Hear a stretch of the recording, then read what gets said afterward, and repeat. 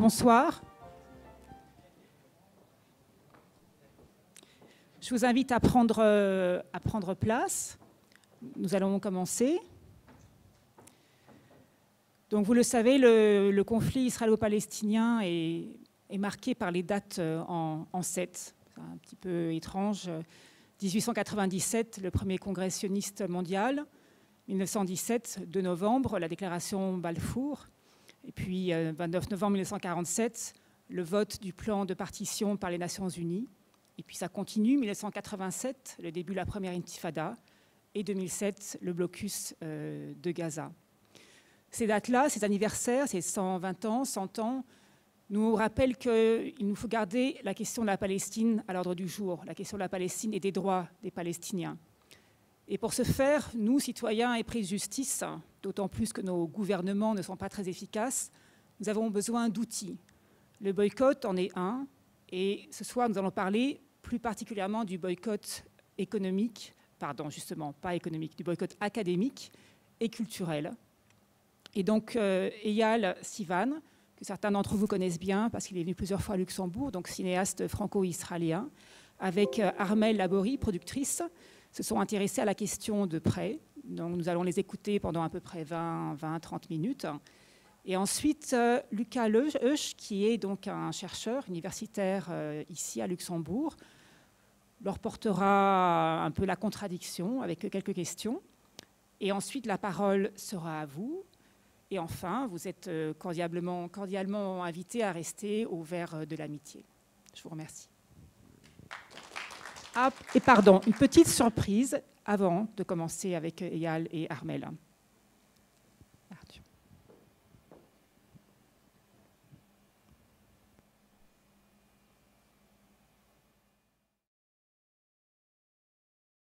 Oui, nous participons au projet FlySec de l'Union européenne, projet magnifique. En effet, vous savez, il cherche à améliorer la sécurité des passagers dans les aéroports.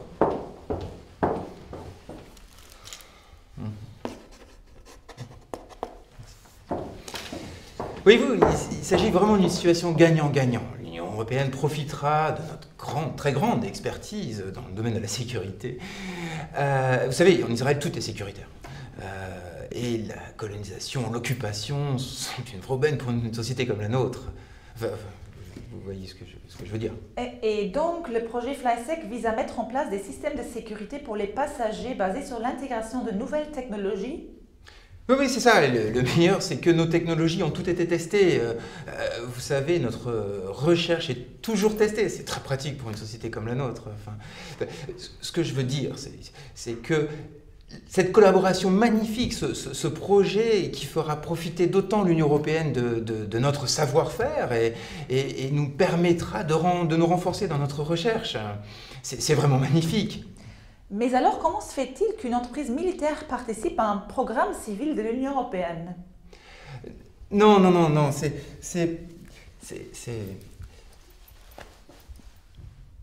Nous avons un volet civil. Même si nous sommes une société militaire, c'est bien pratique, vous ne trouvez pas ce genre de deal? Un instant.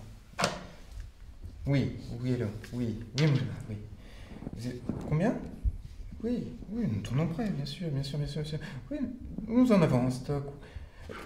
Oui, alors, bien, je suis en entrevue. Je vous rappellerai un peu plus tard. Vous disiez donc qu'Elbit est une entreprise civile militaire et que cela ne pose donc pas de problème que l'Union européenne vous fasse participer à un projet de recherche civile? Oui, c'est ça. Nous avons reçu 403 750 € de la part de l'Union européenne pour notre participation dans le projet FlySec.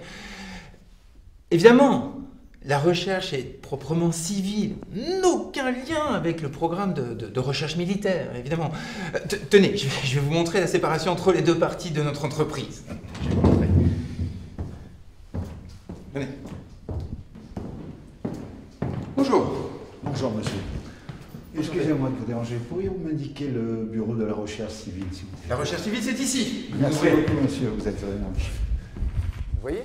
Le bureau de la recherche civile, le bureau de la recherche militaire. C'est bien séparé. Parfait. Non, vous filmez pas là. Hein? Vous filmez pas. Le projet européen FlySec fait partie du programme européen pour la recherche et le développement Horizon 2020. FlySec, pour Fly et Security, vise à améliorer la sécurité des aéroports européens. Sont notamment partie prenante l'entreprise militaire israélienne Elbit Systems, l'entreprise de sécurité ICTS UK, ainsi que l'Université du Luxembourg et la Société de l'aéroport du Luxembourg. Les problèmes que pose ce projet se situent à 3 niveaux. L'Union européenne finance directement une entité impliquée dans la violation de droits humains ainsi que dans le non-respect du droit international.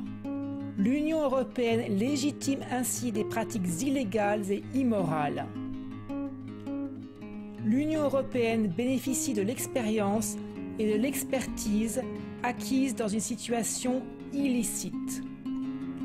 Elbit Systems fournit à l'armée israélienne la majorité de ses drones. Les drones sont utilisés autant dans le contrôle et l'occupation des populations de Cisjordanie et de Gaza que lors des dernières guerres. Human Rights Watch l'a démontré, les forces israéliennes ont largement utilisé des missiles lancés par des drones Hermès dans des attaques supposées ciblées et qui ont tué et blessé de nombreux civils. Elbit contribue également au système d'occupation.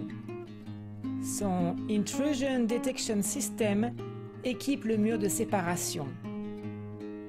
Or, en 2004, la Cour internationale de justice a déclaré le mur illégal. Ce mur n'est pas construit sur la frontière israélo-palestinienne, mais dans le territoire palestinien qui se trouve ainsi totalement morcelé. Elbit fournit également des technologies de pointe aux colonies israéliennes, lesquelles sont installées sur les terres palestiniennes en dépit du droit international. Elbit est l'un des plus grands profiteurs de l'occupation et de la colonisation. Par les bénéfices financiers qu'elle en retire et parce que l'armée israélienne teste ces technologies sur les populations palestiniennes. Test in vivo qu'Elbit met fièrement en avant dans son marketing. L'Union européenne argumente que les activités de recherche et d'innovation menées au titre d'Horizon 2020 doivent se concentrer exclusivement sur les applications civiles. Mais nous savons que le risque est très élevé que la recherche civile soit réutilisée ou redirigée vers la recherche militaire. Pour toutes ces raisons, nous demandons l'exclusion d'Elbit et des autres entreprises militaires israéliennes de tous les programmes européens.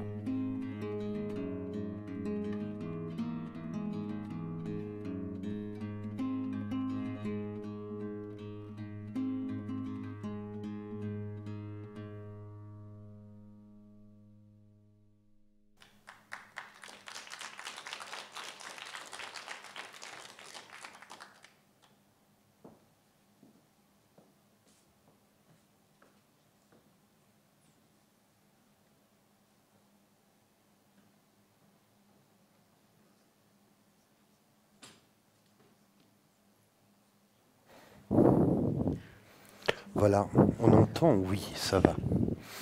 C'est très confortable. Bonsoir tout le monde. Merci d'être là d'une qualité si nombreuse. C'est la qualité qui compte, n'est-ce pas?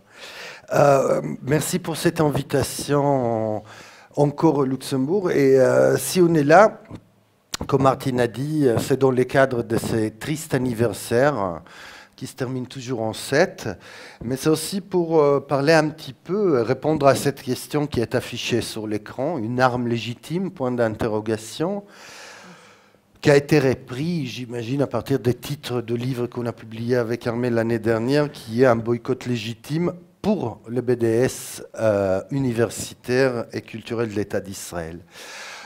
Moi, je voudrais simplement faire une petite introduction et peut-être en profiter pour commencer à apporter des éléments de réponse à la question, les boycotts est une arme légitime.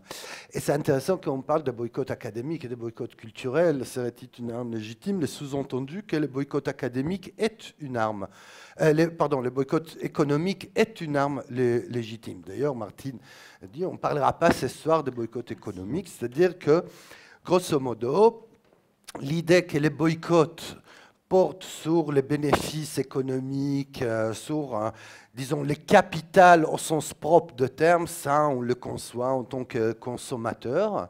Mais en même temps, on hésite, même parmi les amis de bonne foi, je dirais, de la solidarité avec la Palestine, la question de boycott universitaire et culturel gêne.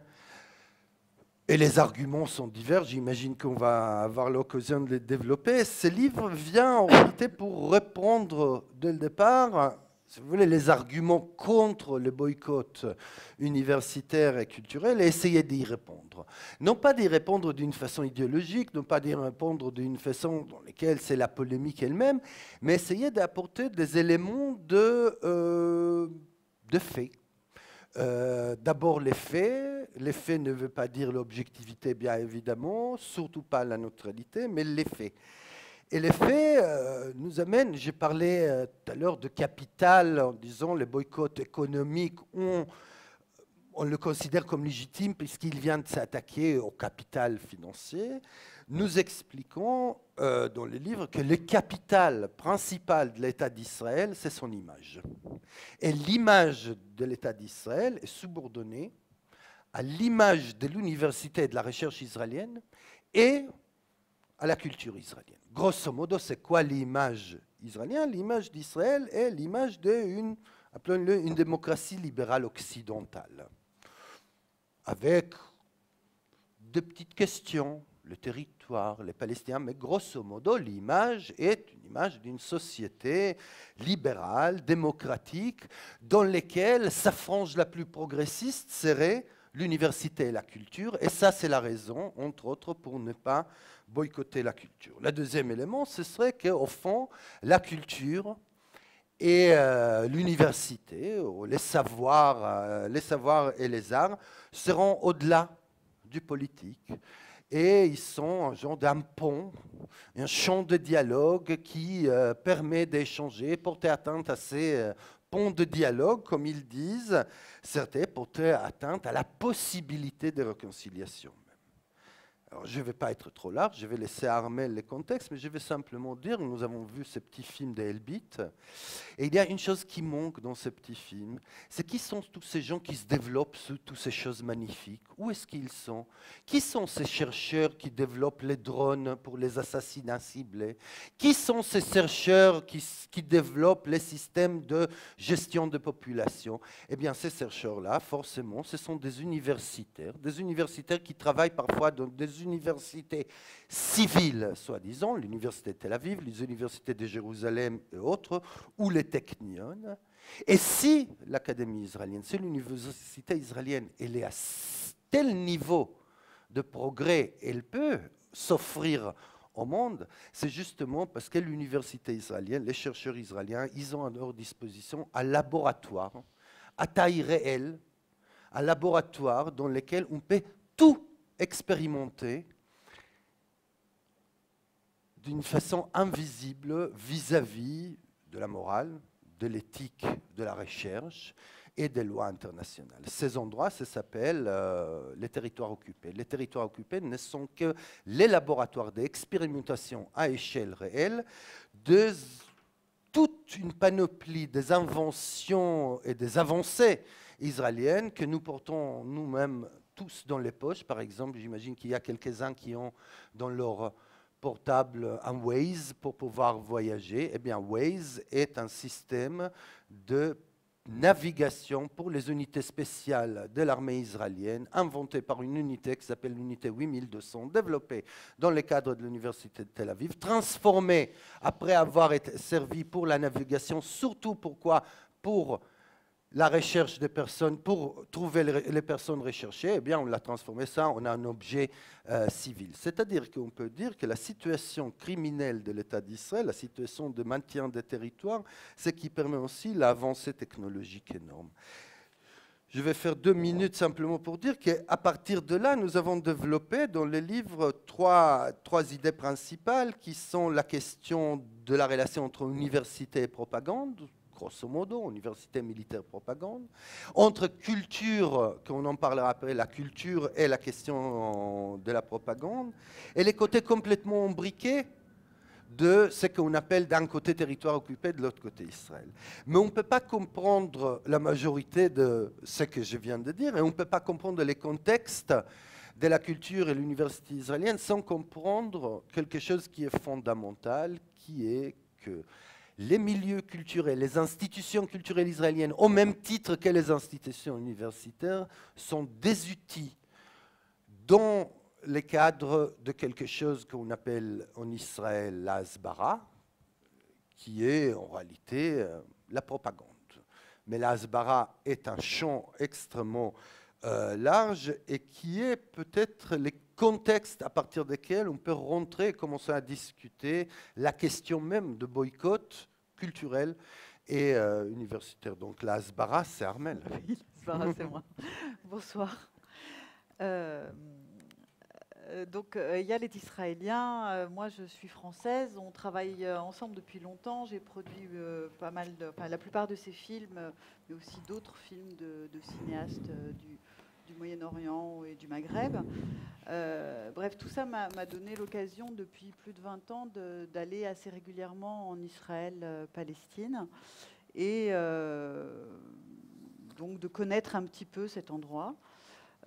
Et en tant que Française, de voir depuis quelques années, depuis les années 2000 à peu près, une image véhiculée en Europe extrêmement brillante d'Israël, extrêmement attrayante, très policée, qui est en contradiction évidente avec les réalités que je connais de là-bas.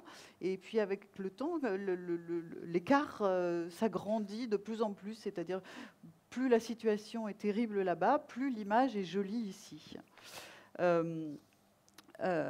Donc lorsqu'on a commencé à travailler sur cette question du boycott avec Eyal, on s'est penché sur l'importance de l'image d'Israël à l'étranger, et on s'est rendu compte assez vite au fil de nos recherches que, en effet, depuis les années 2000, l'amélioration de l'image d'Israël à l'étranger était un sujet central pour les gouvernements israéliens, suite à une certaine érosion, voire un effondrement de la réputation du pays à l'étranger. Il faut savoir donc, comme Eyal le disait, que depuis la création d'Israël en 1948, le gouvernement israélien a à sa disposition un dispositif qui s'appelle la hasbara. Donc la hasbara qui veut dire explication en hébreu. Disons qu'on peut appeler ça de la propagande. C'est destiné à l'étranger. C'est supposé permettre d'avancer des arguments dans les discussions et d'éclairer à l'étranger les politiques d'Israël qui, sans la hasbara, seraient mal comprises. Un expert israélien que l'on cite à plusieurs reprises dans le livre explique, je cite, « Ce sont les méchants qui font de la propagande pour promouvoir leurs objectifs et leurs récits en fabriquant des faits, en manipulant les médias et en trompant ceux qui les prennent pour des bons. La hasbara, c'est ce que nous, les bons, nous faisons pour expliquer à quel point nous sommes vraiment bons et à quel point les méchants sont vraiment méchants. » Voilà, donc c'est aussi basique que ça, la hasbara. C'est quelque chose que tous les Israéliens connaissent. Tous les citoyens israéliens sont incités à porter la bonne parole de la hasbara lorsqu'ils voyagent à l'étranger pour leurs vacances ou pour le travail. Ouais. Donc comme je vous le disais, à partir des années 2000, au tournant du siècle, l'image d'Israël à l'étranger s'est fortement dégradée.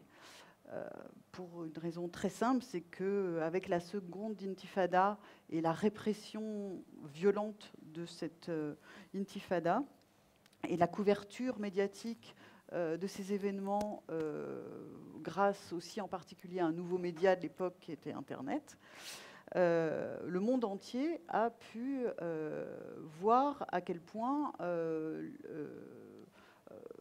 cette répression était violente et ce qu'on a appelé, ce que les journaux en France ont appelé, j'imagine qu'au Luxembourg aussi, la guerre des images. C'est-à-dire la guerre qui se jouait était une guerre des images. Alors que jusque-là, la Hasbara fonctionnait avec des images hyper traditionnelles, les pionniers qui fleurissent le désert, les kibbutz, Israël, terre des rescapés, toutes sortes d'images qui leur garantissaient a priori la sympathie du monde entier.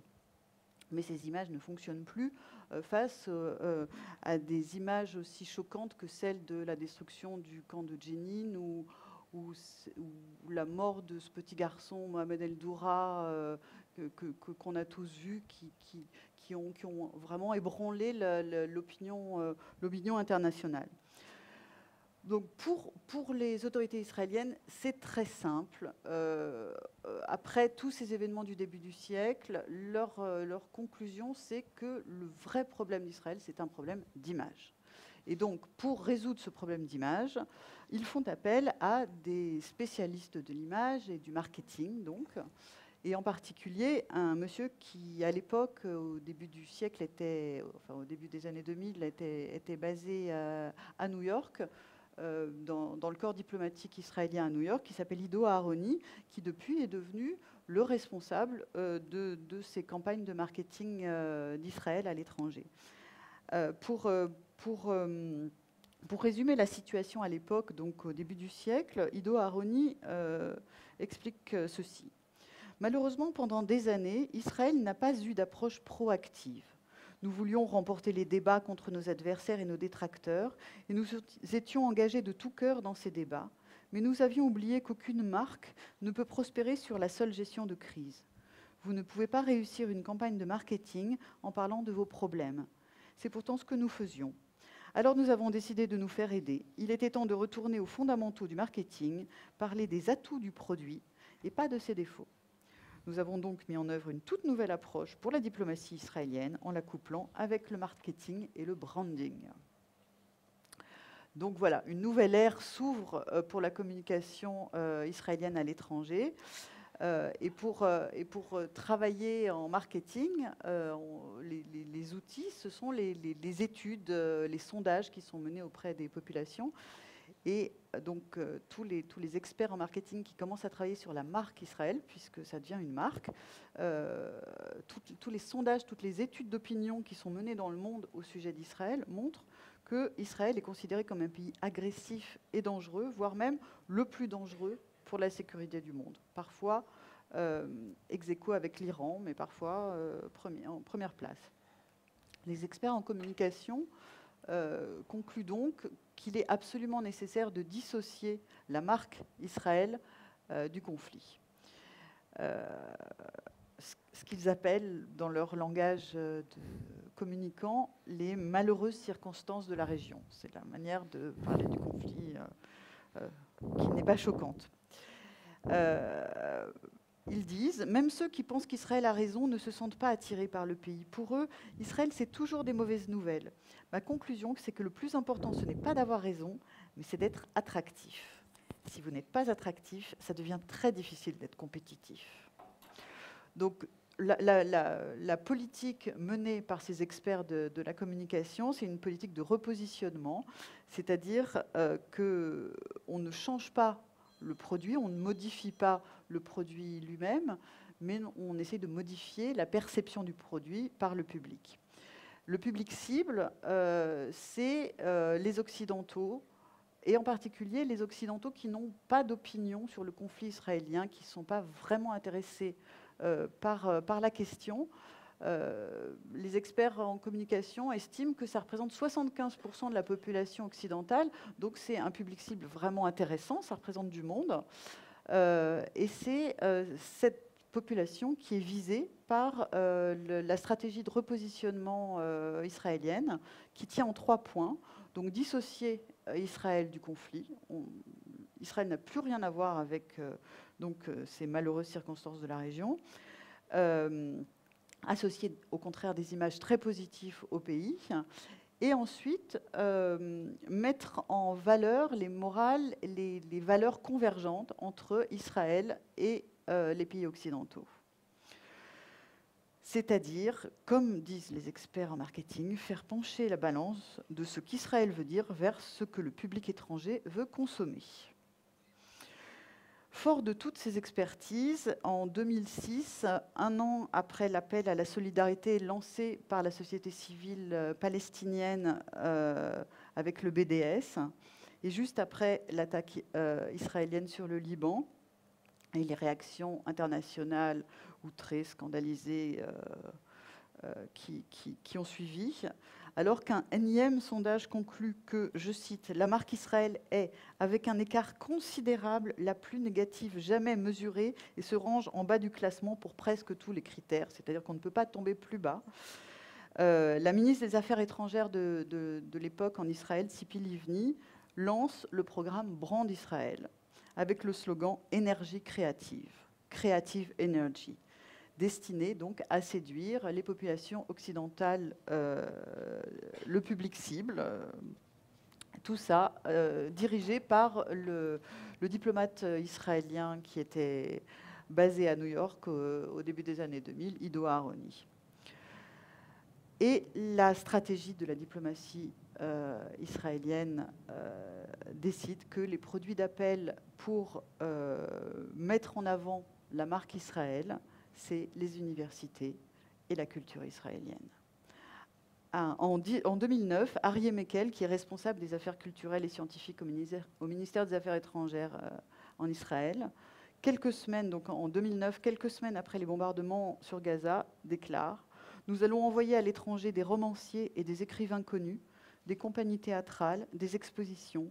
On montrera ainsi un plus joli visage d'Israël pour ne plus être perçu dans un contexte de guerre. » Et depuis, les principaux objectifs du ministère des Affaires étrangères dans son plan de travail gouvernemental chaque année incluent des termes tels que mobiliser les militants pro-israéliens sur Internet, mettre l'accent sur la mission des artistes israéliens à l'étranger, particulièrement dans les expositions et les foires de design en Europe, produire des spectacles de culture israélienne destinés aux universités étrangères pour montrer au public libéral la diversité culturelle et l'ouverture d'esprit en Israël. Voilà. C'est dans ce cadre que le BDS, et particulièrement le volet culturel et universitaire, nous semble indispensable.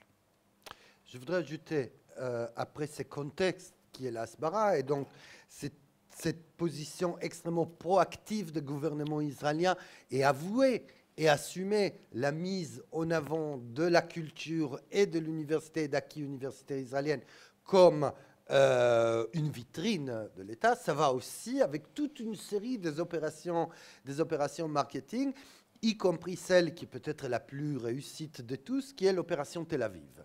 Tel Aviv rentre dans le cadre de cette opération marketing. Vous avez entendu déjà autour de vous, des gens disent « Oui, Israël, mais Tel Aviv. Oh, j'y vais à Tel Aviv. » Les gens n'y vont plus en Israël, ils vont à Tel Aviv. Oh, Tel Aviv est une ville extrêmement ouverte, extrêmement tolérante. Tel Aviv, c'est la ville des gauches. Tel Aviv, c'est la ville de la culture. Tel Aviv, d'ailleurs, est une ville si progressiste que c'est une ville gay. Donc, c'est une des capitales gays. Et ça, c'est aussi un élément qui était extrêmement important de la Hasbara, c'est-à-dire quelque chose que les anglo-saxons ont déjà intitulé le pink-washing, c'est-à-dire laver plus rose. Donc, on a le pink-washing, s'il y a les academic washing, cultural washing, il y a aussi le pink-washing. Et donc, ça, c'est ensemble. Alors, évidemment que dans les livres, on a pris, et à partir de là, on se penche dans ces grands contextes qui est le contexte de la Hasbara. Nous, on part avec la déclaration en 2015 du président israélien Rivlin, dans lequel il déclare, en réunissant tous les présidents des universités israéliennes, en disant, voilà, les boycotts académiques, les boycotts universitaires et culturels, c'est une menace stratégique majeure sur Israël. Alors, simplement rappeler, jusqu'en 2015, la menace stratégique majeure sur Israël était l'arme nucléaire iranienne. Et donc, à partir de là, nous forgeons, et là, peut-être je peux dire en deux, nous forgeons une réponse à la question de l'arme légitime en disant, si les boycotts culturels et universitaires, aux yeux des autorités israéliennes, vaut une arme atomique, c'est-à-dire que nous avons dans notre main une arme atomique, nous serons vraiment très idiots de ne pas l'utiliser, n'est-ce pas? C'est-à-dire s'il s'agit d'une arme qui est d'une menace stratégique, les Israéliens ont débloqué pour, non pas le marketing, mais sur la répression, parce que ça va ensemble, il n'y a pas de carotte sans bâton. Donc d'un côté, il y a l'opération marketing, l'opération de séduction, on va vendre au public ce qu'il veut acheter, d'un côté. Mais de l'autre côté, il y a l'opération qui va au parallèle, qui est étudiée, réfléchie, déclarée. Et ça, c'est le grand avantage et l'énorme avantage qu'on a en travaillant sur les documents israéliens, c'est que les sentiments d'impunité israéliens est si énorme, c'est que tout est ouvert, il n'y a pas de secret. C'est-à-dire, tous les papiers de politique, surtout qui sont fabriqués, si vous voulez, les policy papers, sont fabriqués dans les universités israéliennes. Donc, on peut les ouvrir, on peut les lire, on peut les consulter. C'est là qu'on découvre, par exemple, que déjà, il y a une dizaine d'années, il y a eu toute une réflexion sur la répression de BDS. Et la répression de BDS, c'était, à partir de l'idée, c'est qu'il faut délégitimer les délégitimateurs. Donc, c'est déjà extrêmement compliqué à prononcer, délégitimer les délégitimateurs. Donc, l'invention de l'idée même qu'il s'agit des gens qui sont des délégitimateurs, et à partir de là, il faut les délégitimer. Qu'est-ce que c'est les délégitimer? Les délégitimer, c'est travailler d'une façon active. Là, je parle d'un document qui a été présenté en 2009 à la conférence d'études stratégiques d'Herzliya, dans laquelle dit, il faudra arriver à une situation dans laquelle on arrivera à criminaliser en utilisant les législations antiracistes dans les pays européens. Prenons l'exemple de la France, ils le disent même, il faut qu'on utilise les législations antiracistes locales pour les transformer en législation de répression de discrimination antinationale. C'est-à-dire, ce qui est racisme, on va le passer. Et donc, évidemment, dès le départ, il y a cette idée qu'il faut associer la critique d'Israël à l'antisémitisme. L'antisémitisme illégal, c'est un moyen de délégitimation. Et donc, on peut criminaliser ceux qui critiquent Israël ou les boycotts à travers l'antisémitisme. Le papier de 2009, la décision du Parlement européen ou de la Commission européenne sur la qualification de critique d'Israël comme antisémitisme date d'il y a quelques mois. Donc on voit que le travail est fait, les mêmes choses. On vient de recevoir, c'est Boycott from Within, l'organisation qui soutient l'appel des boycotts palestiniens, vient de recevoir la liste, par exemple, des cabinets d'avocats, puisqu'on a trouvé qu'il y a eu un budget spécifique pour la lutte contre la délégitimation. Des associations israéliennes ont demandé qui sont ces combattants contre la délégitimation. Et donc, il y a une série de cabinets européens qui ont été engagés, surtout en Europe. La situation aux États-Unis est autre. Étrangement, s'il y a un endroit aujourd'hui dont les boycotts culturels et académiques fonctionnent d'une façon extrêmement active, dans lequel les Israéliens sont à la limite de l'hystérie, c'est les États-Unis d'Amérique. Le problème, il est en Europe et surtout à l'intérieur de l'Europe, dans deux pays qui sont la France et l'Allemagne. L'Allemagne, on comprend pourquoi, et la France, parce que tout le monde était résistant, donc on voulait continuer à être résistant, donc on résiste aussi contre la justice en France. Donc ça, c'est un petit peu la situation qui se retrouve actuellement en France. Mais ce qui est intéressant pour revenir à la question qui est posée, et c'est pour, d'une certaine manière, appeler la critique, c'est dire, mais c'est quand même extrêmement intéressant. C'est-à-dire, c'est très intéressant de voir que la question de boycott académique et culturel est posée autant qu'une question, alors que, franchement, et je témoigne, la partie la plus privilégiée de la société israélienne reste quand même le milieu culturel et académique. Et donc, moi, je pose la question, ça m'arrive souvent à poser la question, mais pourquoi on serait si joyeux, serait si ouvert à l'idée d'un boycott économique, sachant que ça peut toucher la classe ouvrière, et on est extrêmement, extrêmement vigilant quand il s'agit de toucher cette classe moyenne bourgeoise qui est l'université et la culture. Donc, moi, à partir de ma position de gauche, j'ai aussi une question de classe qui se pose sur la question de boycott culturel, c'est-à-dire pourquoi il serait facile, dans le cadre d'une lutte politique, sacrifier les ouvriers et il faut protéger les professeurs des universités. Et pourquoi je reviens sur ces professeurs d'université?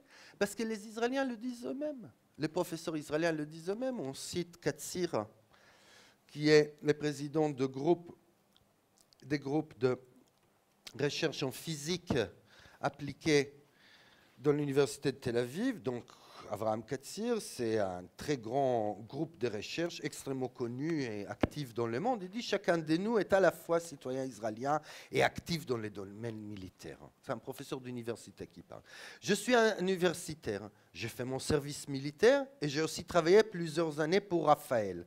Rafael, c'est le plus grand groupe industriel militaire israélien. C'est un groupe d'État. Elbit est privé. Toutes ces choses mises ensemble font que nous nous aidons mutuellement. Militaire et académique. Ce qui n'existe pas ailleurs. Je voyageais aux États-Unis, en Europe, et là-bas, il y a une déconnexion entre les groupes de travail universitaire et l'armée. Ils détestent l'armée. Je pense que si nous réussissons, c'est parce que nous nous soutenons beaucoup. C'est-à-dire que les Israéliens eux-mêmes ne cachent pas l'idée qu'être un militaire universitaire et universitaire militaire est une chose. On peut le trouver à tous les niveaux. Tous les centres de recherche en stratégie, en Moyen-Orient, etc., sont dirigés par des militaires. Il y a toujours des militaires et des anciens militaires ou des gens de forces de sécurité dans les conseils d'administration des universités.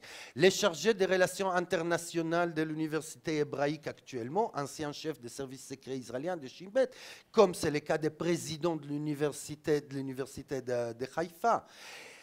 Mais tout cela fait que l'université israélienne n'est pas seulement une productrice de ses papiers, à la fois de ses armes, de ses papiers de politique, mais l'université israélienne, on en parle, est productrice de la discrimination interne, qui est aussi ces écarts qui est créé entre les citoyens arabes de l'État d'Israël, je rappelle 20% de la population, et les 80% qui sont juifs. Et ça, c'est à travers des programmes qui sont des programmes réservés à des gens qui ont fait leur service militaire. C'est une façon très belle d'exclure, par exemple, tous ceux qui ne font pas les services militaires. Par définition, ce sont les Arabes citoyens d'Israël. Mais cette discrimination au sein de l'université, prenons un exemple, ça paraît un exemple dérisoire, mais il est intéressant. L'entrée à des filières d'excellence dans les universités israéliennes, il est à partir de l'âge de 21 ans. Les filières d'excellence sont la médecine, la biotechnologie, l'informatique poussée, etc. Pourquoi à l'âge de 21 ans et pourquoi pas à 18 quand on termine les écoles, les lycées, les bacs? Eh ben, c'est simple, la majorité des juifs israéliens font leur service militaire, les filles terminent à 20 ans et demi, les garçons à 21 ans. Dès qu'ils terminent le service militaire, ils peuvent s'engager dans les filières d'excellence. Mais alors, qu'est-ce qui se passe avec les Palestiniens citoyens d'État d'Israël? Je rappelle, 1/5 de la population. Eux, ils ont terminé leur bac à 17 à 18 ans. Ben, il faut qu'ils attendent 3 ou 4 ans avant de pouvoir s'engager dans les filières d'excellence. C'est qu'il y a un système extrêmement simple d'exclusion. Il y a peu de gens qui vont attendre 4 ans avant de commencer leurs 7 ans d'études de médecine, n'est-ce pas? Donc, à partir de là, les gens vont ailleurs. Donc, on ne va pas trouver dans les filières d'excellence, on ne va pas trouver des Arabes. Ou toute l'histoire magnifique de l'high-tech israélien. L'high-tech israélien n'existe que parce qu'il y a 2 unités militaires israéliennes qui aujourd'hui sont en réalité l'école de formation de l'high-tech israélien. Il n'y a pas d'high-tech israélien sans guerre, il n'y a pas d'high-tech israélien sans vérification sur la population. Les systèmes de surveillance téléphonique développés par les Israéliens, utilisés sur le cadre de la répression dans les territoires occupés, c'est des gens de l'unité 8200, l'unité de technologie et de surveillance de renseignement israélien, qui en témoignent eux-mêmes. comment on les a utilisés, on utilise cette unité pour surveiller, par exemple, ou pister des homosexuels au sein de la société palestinienne pour les transformer en collaborateurs, en informateurs, en faisant sur eux de la pression. Donc on voit très bien que d'un côté, on est gay-friendly à l'intérieur de Tel Aviv, on est sympa avec les homos dans la ville rose, et ces mêmes homos, parfois, ils sont membres de l'unité 8200 et ils vont aller surveiller, pister les autres. Jusque-là, on a parlé d'université. Si on rentre à l'intérieur de la culture, je vais simplement, pour ne pas dépasser le temps, donner un petit exemple paradoxal. Si on pense un petit peu au cinéma israélien qu'on connaît, si on pense au théâtre, eh bien, on va remarquer que, étrangement, Israël, ces pays dans lesquels 85% de la population juive a soutenu le massacre qui a eu lieu à Gaza en 2014, dans un pays dans lequel la majorité de la population, c'est-à-dire aujourd'hui on est à 65% de la population qui vote à droite et à l'extrême droite en Israël, eh bien, bizarrement, ce pays, c'est un pays que, si on regarde sa culture, telle qu'on la reçoit à l'étranger, elle produit que des cinéastes qui veulent la paix, ou des auteurs qui font partie des camps de la paix, et de dramaturges qui, bien évidemment, ils sont pour la tolérance et les dialogues, etc. Et toutes ces âneries que j'ai déjà un jour, dans une interview à la presse luxembourgeoise, j'ai fait cette provocation en disant « être pour la paix n'est pas une position politique puisque je ne connais pas beaucoup de gens qui sont pour la guerre ». C'est-à-dire, c'est comme dire « je suis contre le génocide ». Parce que vous connaissez beaucoup de gens qui se baladent et disent « moi, je suis pour le génocide. Moi, le génocide, j'aime bien ». Non, donc ce n'est pas une position, c'est de la nonnerie, c'est une déclaration, des clichés euphorisants, comme disait la philosophe Hannah Arendt. Et ce qui est intéressant, c'est comment ce milieu culturel, qui appartient toujours à une même caste, qui est toujours fait partie de cette gauche sioniste, ou les camps de la paix, comme on l'appelle, eh bien c'est celle-ci qui est mise en avant à l'étranger. Et à partir de là, il faut essayer de réfléchir et se dire, mais c'est quoi cette idée extraordinaire? D'un côté, on fait la guerre au Liban, et de l'autre côté, on soutient un film comme Valse avec Bachir. Eh bien, il faut le dire les choses comme ils sont, de la même façon que pour les universitaires, les territoires sont des terrains de recherche, et bien pour les gens de la culture, les territoires sont aussi des terrains de la recherche. Eh bien, on n'a pas un film israélien aujourd'hui sans des checkpoints, comme on n'a pas de films américains sans des taxis jeunes. Ça en fait partie, ça fait partie de choses, et en plus, c'est la position la plus confortable. On est accepté dans les grands festivals, on est les représentants soi-disant résistants d'un pays. D'ailleurs, vous avez remarqué que quand il s'agit des Israéliens, on dit toujours « qu'est-ce que vous êtes courageux ». Combien de fois on m'a dit à moi « c'est vraiment très très courageux votre position ». Il n'y en a rien à voir de courage, il n'y a pas de danger. Il n'y a aucun danger puisque nous sommes des Blancs dans cette histoire. Il n'y a jamais eu de danger sur les Blancs sud-africains, justement parce que nous faisons partie de la société des privilèges. Là, je parle en tant que juif israélien. C'est-à-dire, ce n'est pas une question de courage. Et dire sur des gens comme Amos Oz ou David Grossman, qui ne sont que des ambassadeurs de la nonnerie et de cette litanie, nous voulons la paix c'est mieux que la guerre c'est moins bien que la paix, etc., des choses sur lesquelles nous sommes absolument d'accord, bien évidemment, eh bien, laisser la place à ça, c'est en réalité, d'une façon très étrange, vanter des dissidents qui ne sont pas. C'est-à-dire, c'est quand même extraordinaire en Israël. C'est peut-être le seul pays, et ça c'est la question de l'image, dans lequel quand on est face à un dissident, on dit « mais quelle magnifique démocratie ». Quand on est face à un dissident iranien, on ne dit pas « magnifique démocratie » parce qu'il y a des dissidents. Non, le fait qu'il y a des dissidents montre que ce n'est pas une démocratie. Dans le cadre d'Israël, on dit « mais c'est magnifique quand même ces pays avec des gens si courageux qui prennent des positions, etc. » C'est simplement le courage, ça c'est le signe de la lâcheté même, le seul courage réel aujourd'hui en Israël, c'est venir et dire que la notion de boycott et ne pas seulement l'acceptation ou l'accueil de la demande de la solidarité palestinienne, mais c'est surtout le premier pas de commencer à renoncer à nos privilèges qui sont l'idée même de ce qu'il y a un état d'apartheid. À partir de là, je le dis et j'ai toujours dit, c'est ceux qui refusent de boycotter Israël, c'est ceux qui veulent en effet la fin d'Israël. Parce que le boycott d'Israël est une chance donner à la société israélienne de sortir de son image des criminels impunis. C'est-à-dire, justement, venir à partir de là et dire on ne peut pas en permanence être un criminel et être impuni. Je vais finir pour laisser la parole à la contradiction, bien évidemment, mais je voudrais dire quelque chose sur ce petit film qui a été fait sur Elbit. Le problème n'est pas l'importation de matériel militaire au sein de l'Europe. Le problème, il est l'importation de la mentalité sécuritaire israélienne au sein de l'Europe.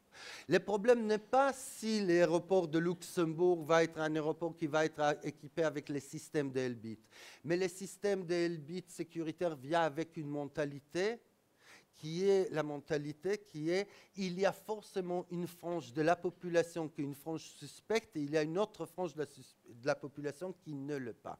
C'est-à-dire ce qu'on appelle aujourd'hui en France le magnifique modèle sécuritaire israélien. Qu'est-ce que c'est en réalité? Les modèles sécuritaires israéliens, c'est exactement ce que les Sud-Africains ont appelé à un certain moment la démocratie de cercle.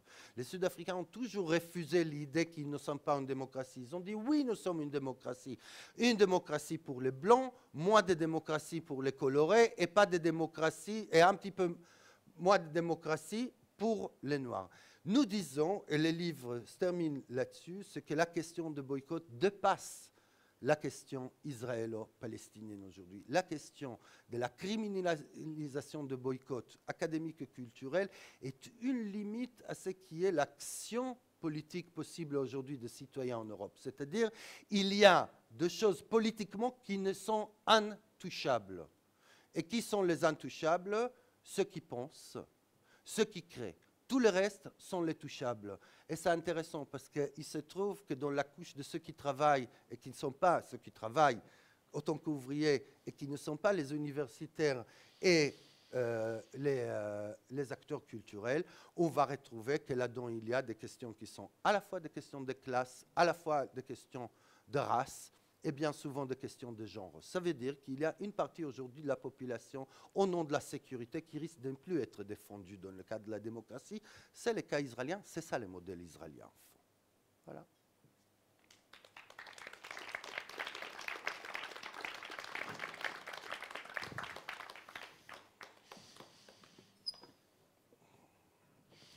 Il faut que tu montes le... Bonsoir. Ça marche? Oui.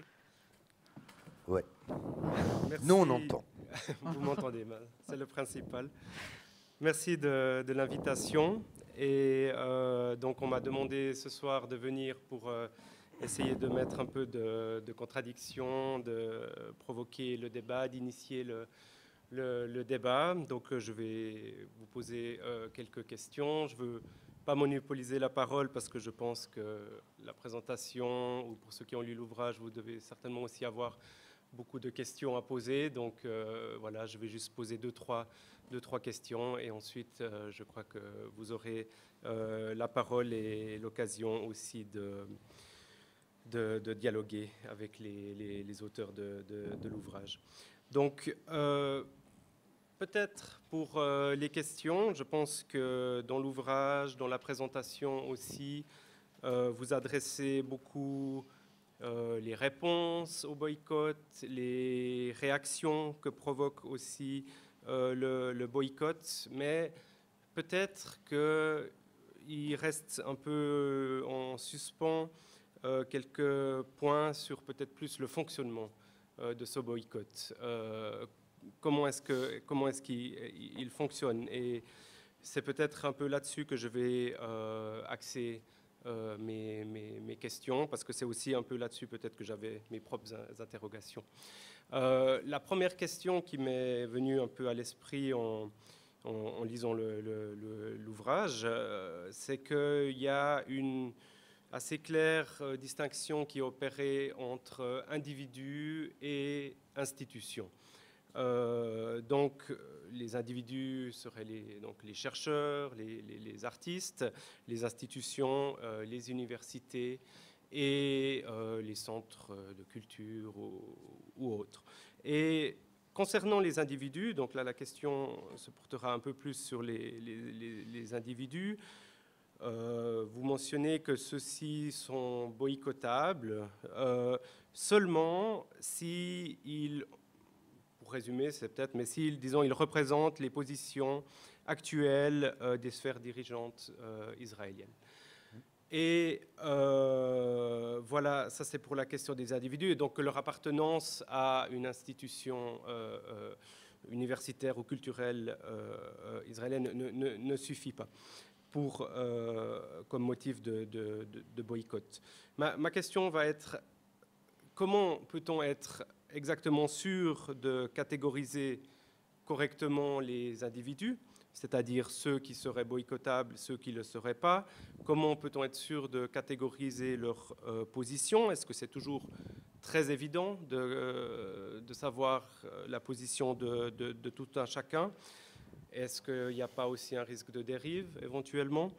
Et aussi, qui va décider de cette catégorisation? Alors, ces critères de boycott, ce n'est pas nous qui les avons inventés. Nous, on reprend les critères tels qu'ils ont été rédigés par PACBI pour le BDS, c'est-à-dire par la société civile palestinienne elle-même. On peut ne pas être d'accord avec ces critères et ne pas vouloir appliquer le boycott. Évidemment, personne n'oblige personne. Mais à partir du moment où on répond positivement à l'appel à la solidarité de la société civile palestinienne en acceptant de boycotter selon ces textes, on ne les remet pas en question, on ne discute pas, on ne débat pas. Donc on a repris les textes rédigés par les Palestiniens pour le BDS et on les a clarifiés parce qu'en effet, parfois de bonne foi, parfois moins, les critères de boycott ont été un peu floutés. Donc, en ce qui concerne, en effet, les individus, c'est extrêmement clair. Enfin, on a mis les textes en annexe du livre pour que chacun puisse se rendre compte. C'est extrêmement clair. Aucun individu n'est boycottable en lui-même de par sa nationalité, son genre, ni même ses opinions politiques. Donc, même un Israélien d'extrême droite, militaire, criminel de guerre, je ne sais pas, en ça, il n'est pas boycottable. En revanche, sont boycottables les institutions qui participent, soit directement, soit dans le cadre de la Hasbara telle qu'on l'a décrit, aux opérations, aux campagnes, aux politiques menées par le gouvernement israélien. Par exemple, un chercheur, un universitaire de l'université de Tel Aviv qui travaille en coopération avec un chercheur de l'université de Luxembourg n'est pas boycottable s'il mène des recherches à titre individuel avec un chercheur du Luxembourg. En revanche, si ces recherches sont chaperonnées par l'université de Tel Aviv, cet accord représente fait partie de l'institution universitaire israélienne et donc de la campagne de Hasbara menée à l'étranger à travers les universitaires. Pour les gens de la culture, c'est encore plus simple. C'est-à-dire que les artistes qui viennent en Europe pour présenter leurs œuvres, leurs travaux, si leur spectacle porte sur l'affiche, le logo du ministère des Affaires étrangères israélien, c'est clairement que cet artiste a accepté un deal avec le ministère des Affaires étrangères en Israël, deal qui d'ailleurs a été mis à jour par un journaliste en 2007, je crois. C'est un contrat que signent les artistes et les gens de culture israéliens quand leurs travaux sont promus à l'étranger par le ministère des Affaires étrangères. Un contrat dans lequel les artistes deviennent prestataires de services. C'est comme ça qu'ils sont mentionnés dans le contrat, en échange de leur billet d'avion, de leur per diem sur place, de leur chambre d'hôtel, etc. Ils deviennent des ambassadeurs du gouvernement israélien et à ce titre, ils doivent dire du bien d'Israël à toute occasion, en contrepartie du fait que leurs travaux soient promus à l'étranger. Donc, naturellement, dans ce cadre-là, un individu qui se prête à ce type d'entreprise est boycottable, non pas en tant qu'individu, mais parce qu'il se prête à ce type d'entreprise. Mais, encore une fois, à aucun moment, les textes du boycott ne disent qu'il faut boycotter qui que ce soit à titre individuel. C'est toujours en lien avec les institutions gouvernementales israéliennes. Voilà. Je voudrais ajouter un point qui concerne à votre question, mais qui décide, qui contrôle et comment éviter les dérives. D'abord, il faut se rappeler, il faut mettre tout ça dans les contextes, c'est-à-dire on parle quand même de ceux qui sont les plus privilégiés. Si on se rappelle une seconde les boycotts de l'Afrique du Sud, les Sud-Africains, l'ANC a émis à un ordre général. On ne collabore pas avec les Blancs, point. Et il n'y avait pas de question. Plus que ça, il y a eu même des dénonciations. C'était l'idée que nous devons même boycotter à l'intérieur de l'Afrique du Sud, c'est auto-boycotter. Les Noirs devraient boycotter les Blancs. Les Palestiniens, quand les Palestiniens émettent en 2004 le premier appel au boycott, qui est l'appel au boycott universitaire et culturel, avant les boycotts académiques, avant les boycotts économiques. D'abord, on commence par les boycotts universitaires. Ils disent deux choses. Ils disent... Il s'agit d'un boycott qui s'est fait dans les cadres des règles des boycotts des Nations Unies, c'est-à-dire dans les cadres de la législation internationale protégeant la liberté d'expression, la liberté de recherche, la liberté de circulation de savoir, etc. Ça, c'est un point. Le deuxième point, et ça, c'est quelque chose qui a été mis dans l'amendement aux lignes directrices des boycotts déjà en 2006, qui était les boycotts universitaires et culturels, et c'est écrit noir sur blanc, est une zone grise dans laquelle on ne peut pas avoir une réglementation rigide et il faut appeler à un boycott d'intelligence. C'est-à-dire, il y a de l'intelligence à mettre dedans. L'intelligence veut dire qu'on peut commettre des erreurs d'un côté ou pas. Évidemment que si moi je serais le rédacteur de boycott, je devrais décider, pour moi ça serait très simple. Ceux qui ont des contacts avec le gouvernement israélien sont boycottables. Eh bien, les Palestiniens ont décidé d'être, moi j'aurais pris la position sud-africaine, les Palestiniens ont décidé d'être extrêmement tolérants. Ils donnent des exemples. Ils donnent des exemples à l'intérieur des lignes directrices. Ils disent, il est normal que quelqu'un qui est citoyen israélien et qui touche des subventions pour son œuvre artistique, c'est normal dans les cadres de retour des impôts. Donc il n'est pas boycottable parce qu'il a touché des subventions israéliennes.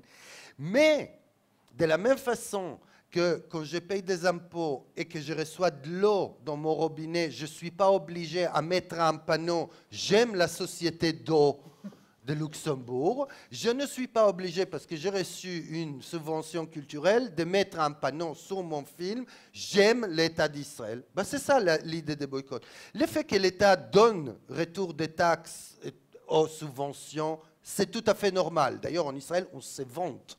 En Israël, on dit, même à vous, on vous donne de l'argent. Comme si la question de la démocratie, c'était, on choisit à qui donner de l'argent. Non, vous nous donnez de l'argent parce qu'on paye des impôts. Ça, c'est une chose.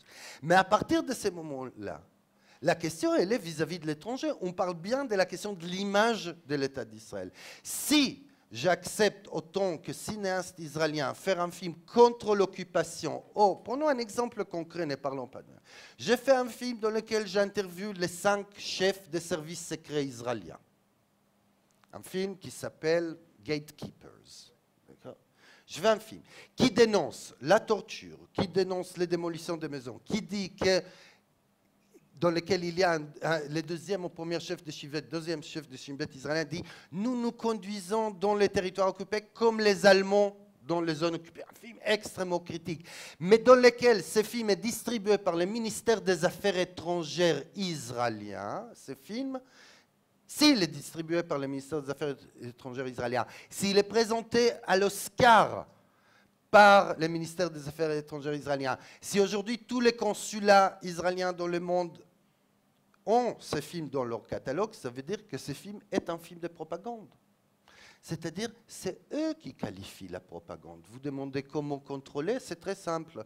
Tout ce que les Israéliens, en tant que ministère, le revendiquent, c'est de la propagande. Et à partir de là, si c'est les chercheurs sur des questions de désertification qui est envoyé à un colloque payé par son université, c'est de la propagande. Alors, nous sommes tous les deux universitaires, mais ça n'existe pas les cas dans lesquels je peux aller dans un colloque si je ne suis pas envoyé par mon université. Eh bien justement, quelle est la question de boycott? La question de boycott, c'est la renonciation aux privilèges. La renonciation aux privilèges. Ça ne veut rien dire « je suis pour la paix » et continuer à bénéficier de mes privilèges de colonisateur. Ça ne veut rien dire. Soit que vous êtes prêt à payer les prix de la fin de l'occupation, soit que vous êtes un bénéficiaire de l'occupation. Si vous êtes un bénéficiaire de l'occupation, à partir de là, on s'en fout si vous êtes Elbit ou vous êtes le dernier des chercheurs. Parce que justement, nous ne boycottons pas, et les boycotts n'appellent pas à boycotter ce que moi je serais absolument pour, c'est que mon université à Londres a voté comme 37 universités anglaises. Nous refusons d'accepter dans l'université des étudiants qui ont servi dans des armées soupçonnées de crimes de guerre. Vous trouvez ça sympa comme phrase? Ce n'est pas contre Israël. Nous refusons d'accepter des étudiants qui sont soupçonnés d'avoir participé au service dans une armée de crimes de guerre. C'est un avantage. Les jeunes Israéliens qui veulent aller faire ces études à University of East London et University of Southampton doivent décider avant de s'engager dans l'armée israélienne, qu'est-ce qui est plus important pour lui? Bombarder une maison palestinienne ou faire ses études d'informatique à Londres? C'est tout. Il a la possibilité. Il a le privilège de choisir, qui est exactement ce qui distingue un Israélien d'un Palestinien. Quelle est la différence entre un Israélien et un Palestinien? Un Israélien peut choisir, un Palestinien, on les impose son mode de vie. Donc à partir de là que les Israéliens doivent renoncer un peu à leurs privilèges, ça ne pose aucun problème. Et donc, à partir de là, c'est une question de conscience. Je cherchais tout à l'heure dans notre livre et j'ai vu que dans la pétition qui a été émise une pétition par des universitaires israéliens, envoyée aux 9000 membres de corps universitaires israéliens, dénonçant,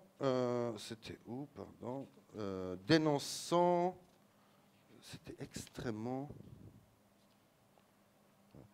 Il y a eu une pétition, il y a quelques années, simplement pour vous donner un exemple, une pétition qui est sortie, dans laquelle des universitaires israéliens ont écrit « Attention, attention, la situation dans les territoires... » Ah, ben voilà, je l'ai ici. 2008, pétition universitaire pour soutenir les principes d'un accès non entravé à l'enseignement supérieur et à la liberté de circulation des enseignants et des étudiants de Cisjordanie et de Gaza. La pétition ne prononce pas une fois le mot occupation. Elle dit « Laisser la situation en l'état porterait gravement atteinte à la liberté de se déplacer, d'étudier et d'enseigner, atteinte au fondement de la liberté académique à laquelle nous sommes attachés. » C'est tout. Eh bien, cette pétition a été envoyée à 9000 enseignants actifs et à la retraite. 9000 enseignants actifs à la retraite. Parmi eux, 407 ont signé. Si ça dépendrait d'Eyal Sivan, 8600 seront boycottables. Seulement les 407 qui ont signé cette pétition ne sont pas boycottables. Pourquoi? Parce qu'ils ils sont en train de défendre les principes que nous défendons, qui est la liberté de circulation de savoir et de recherche, pas seulement quand il s'agit de leurs privilèges, mais en tant qu'un principe fondamental. Et le problème, c'est qu'on voit que les Israéliens, quand ils se défendent sur le boycott culturel et académique, ils nous disent « mais on trave à la circulation des œuvres, on trave à la recherche académique ». On trave à votre privilège de recherche académique, parce que l'entrave permanente à la recherche académique palestinienne ne les pose jamais un problème, alors que c'est un principe. Donc à partir de là, qui vérifie la conscience de chacun, et les règles, les lignes directrices émises par PACBI. C'est-à-dire, on reçoit beaucoup de gens nous disent, voilà, nous sommes une petite ville en France, il va y avoir cette chanteuse qui va arriver chanter dans les centres culturels, elle est israélienne, est-ce qu'elle est boycottable? On leur répond, on n'est pas là pour faire la police de boycott. On dit très simple, il y a les logos de l'ambassade d'Israël et les représentants de l'ambassade d'Israël d'une façon ou d'une autre, oui, elle est boycottable, non. Même si c'est la pire des fachos, elle n'est pas boycottable. C'est comme ça, c'est les Palestiniens qui l'ont décidé. Et une des choses qui nous montre les boycotts, que pour une fois, et c'est pour ça qu'il y a des organisations qui ne veulent pas rejoindre les boycotts, c'est pour une fois, nous écoutons la ligne directrice palestinienne et nous disons, nous sommes prêts à être solidaires, ou nous ne sommes pas prêts à être solidaires, et nous ne faisons pas la leçon aux Palestiniens. Oui, mais vous devez boycotter les carottes qui poussent là, et pas les carottes qui poussent là, parce que là, et tout. Tous ces gens qui expliquent aux Palestiniens que les boycotts, en réalité, est un vrai problème d'image. Non, il y a des lignes directrices, d'un côté, il y a la collaboration qui est créée, il y a une société qui vit de privilèges académiques et culturels, c'est celle-ci que nous voulons limiter. D'accord. Merci pour ces éléments. Si, pour peut-être rebondir aussi, est-ce que une des, je ne sais pas si c'est une des critiques ou une des, est-ce que c'est vraiment parce que c'est, disons, ceux qui ont le privilège, les classes supérieures qui sont visées, ou est-ce que ce boycott peut laisser aussi mal à l'aise parce que finalement c'est, disons, la discussion, le dialogue, qui sont quand même les fondements de la recherche et peut-être de la culture. Et est-ce que finalement, avec le boycott, on ne se met pas dans une position où il y a même, s'il n'y a pas de dialogue, comment essayer de convaincre l'autre du bien fondé de sa position? Moi, le dialogue, je m'en fous. Moi, je vous dis les choses comme ils sont. Moi, les dialogues, je m'en fous. Moi, les dialogues, c'est fait entre égaux. Quand il ne s'agit pas entre égaux, il y a d'autres mots. Il y a combat, il y a lutte. Et tout. Moi, ça ne m'intéresse pas du tout les dialogues. D'ailleurs, ça ne m'intéresse pas, moi, de dialoguer avec des Palestiniens, comme je comprends très bien que les Palestiniens ne sont pas intéressés de dialoguer avec moi. S'ils s'intéressent d'une certaine manière à l'Israélien que je suis, c'est sur une simple question. Vous êtes prêts à combattre avec moi ou pas? Vous êtes prêts à mener le combat avec moi? La question de l'ANC en Afrique du Sud, ce n'est pas s'il y avait un dialogue entre des Blancs et des Noirs. La question, c'est est-ce qu'on est prêt à combattre ensemble? C'est ça la question. Bon, la question sur les dialogues... Non, c'était plutôt savoir est-ce que la critique du boycott, c'est pas forcément parce qu'il touche les classes supérieures, mais c'est parce qu'il touche... Oui, mais justement, mais c'est la même... Mais prenons-le sur le principe, en 1946, dans les commissions de dénazification à Berlin, dans lesquelles il y avait les Alliés, et ils ont fait passer devant eux les figures de la société allemande, pour savoir s'ils sont nazis ou ils ne sont pas nazis. Eh bien, Leni Riefenstahl, la cinéaste de Hitler, a été dénazifiée parce qu'elle faisait de la culture. Eh bien, moi, je suis désolé. Moi, je suis cinéaste, j'ai enseigné Riefenstahl. Je trouve que Riefenstahl a été une incroyable cinéaste qui a fait de grandes choses sur le cinéma, mais ça ne me dérange pas. En même temps, dire c'était une nazie, elle méritait être qualifiée en tant que telle. C'est-à-dire, prenons les choses plus simples que ça. Est-ce que ça veut dire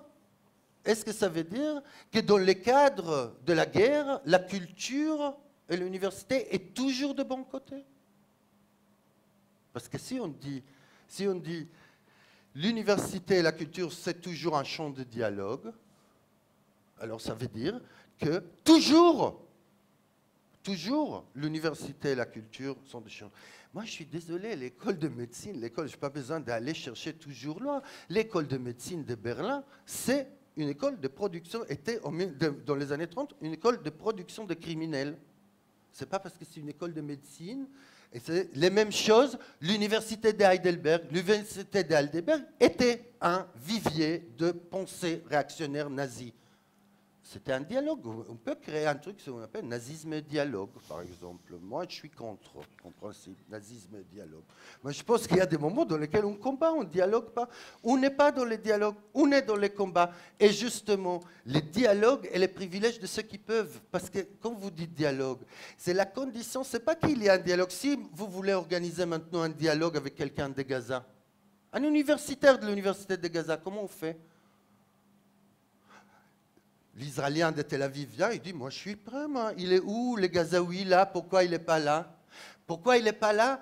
Parce que justement, ceux qui t'ont donné à toi les passeports ne donnent pas à lui les passeports. Donc les dialogues n'est pas possible. Donc il faut sortir de cette illusion de dialogue, de pente de culture.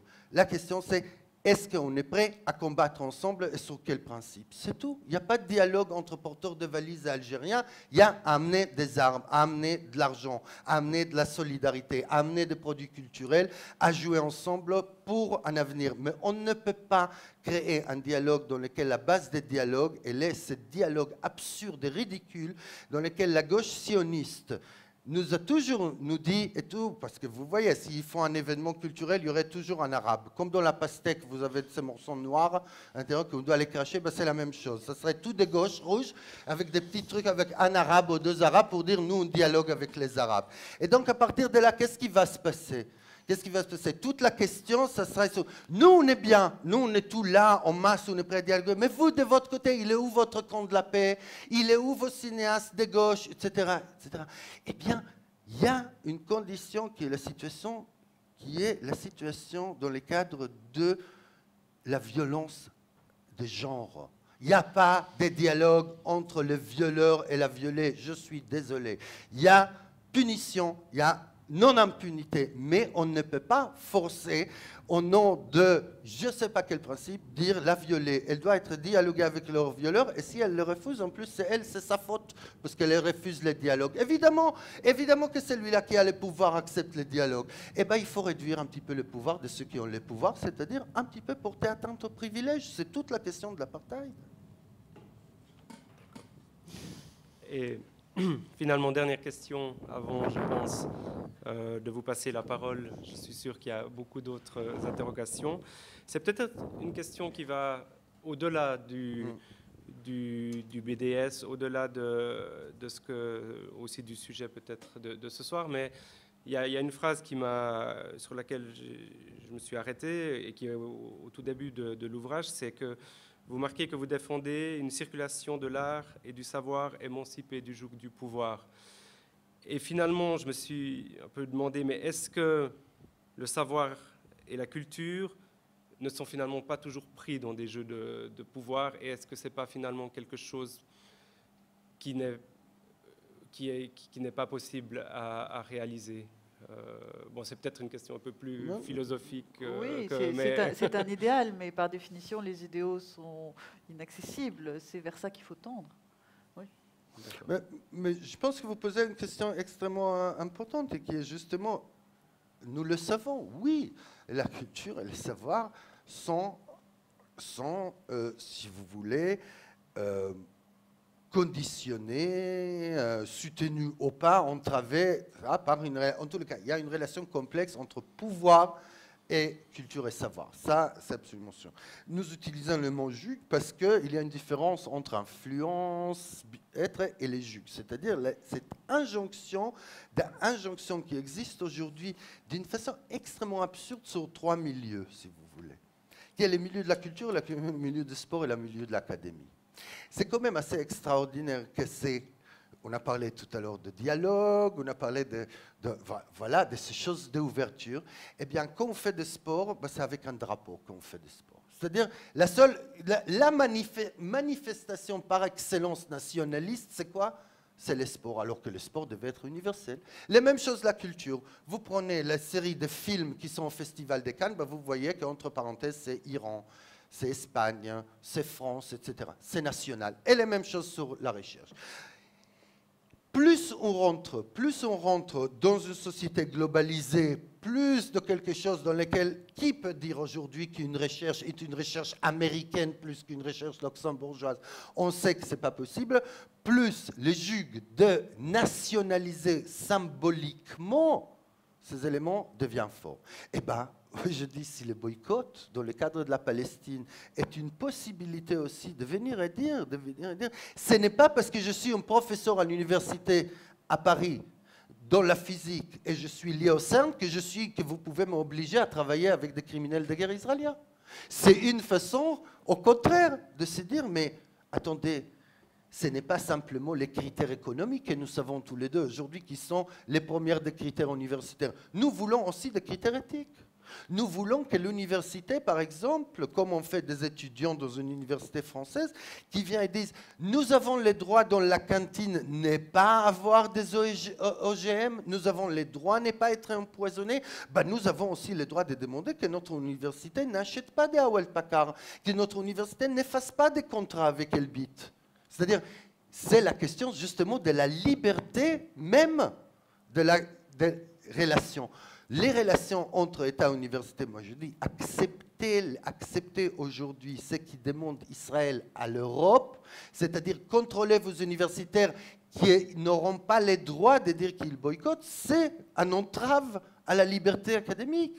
C'est-à-dire, dire que le boycott académique est illégitime est un entrave à la liberté académique, parce que la liberté académique, c'est celle qui se permet de poser la question de la légitimité même.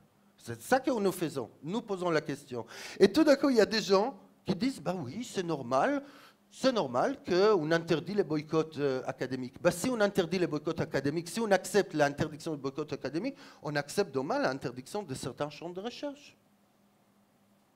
Comme en Angleterre, aujourd'hui, tout professeur qui a des étudiants qui sont intéressés à l'islam, je ne sais pas si la législation est passée au Luxembourg, mais ils essayent de la passer en Europe. Tout étudiant qui s'intéresse à l'islam politique, aux structures politiques dans le monde arabe, avant d'avoir une autorisation de recherche, son nom doit passer au ministère de l'Intérieur britannique. En Israël, ça fait des années que c'est comme ça. Ça n'entrave. Toute personne aujourd'hui dans plusieurs universités qui est active dans les BDS doit être dénoncée au Home Office. C'est ça le problème. Le problème n'est pas les BDS. Le problème, c'est qu'au nom de la défense opaque des BDS, aujourd'hui, on entrave la liberté d'expression académique ou culturelle. C'est ça c'est plus grave. Merci.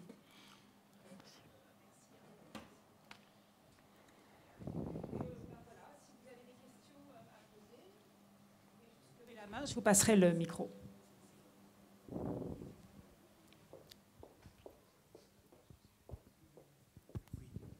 Merci.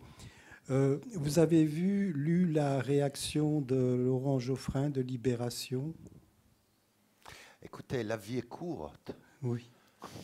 Pourquoi je lirais Libération et Laurent Geoffrin? Oui, mais ce qu'il a dit... Monsieur, j'ai une série comme ça, des livres extraordinaires, j'ai des journaux magnifiques et tout. Laurent Geoffrin ne m'intéresse pas du tout et Libération encore moins. Oui. Surtout depuis leur nouveau conseil d'administration dirigé par... Je pense que dans le conseil d'administration, il y a 2 personnes qui sont membres de CRIF en France. Donc vraiment... Oui. Mais vous savez ce qu'il a dit? Il a dit je ne comprends pas ce boycott parce que dans la société israélienne, il y a des gens qui sont pour la paix. Ben voilà. Bah oui, c'est vrai, il a raison. Comme je dis, être pour la paix n'est pas une position politique, comme être contre la torture. Voilà. Bonsoir. Bon, j'aimerais vraiment vous remercier pour l'intervention et tout ce que vous avez dit. En fait, bon, il y a plusieurs choses qui ont été dites ici. Bon, peut-être, ce que je vais avancer peut-être ne sera pas accepté par tous. Mais est-ce que vous pensez vraiment que le boycott est la solution pour résoudre le problème de la crise israélo-palestinienne et israélo-arabe? Parce que ça fait quand même plus de 70 ans que ça dure, que les Palestiniens se battent pour avoir un État. Que, bon, il y a plusieurs choses qui se sont passées. Bon, on compare souvent l'Afrique du Sud à l'Israël. Bon, l'Afrique du Sud, l'apartheid a commencé dans les années 60, ça a terminé en 90. Sauf que l'Israël et l'Afrique du Sud ne sont pas les mêmes. L'Israël, quand même, est très, très puissant. Ils ont les alliés partout, à gauche, à droite. Si on se réfère bien à l'histoire, les Palestiniens n'ont vraiment... tout ce que les Palestiniens ont reçu, ils l'ont reçu, disons, grâce à la paix, grâce à la négociation de paix. Bon, El Sadat, en Égypte, a pris le Sinaï.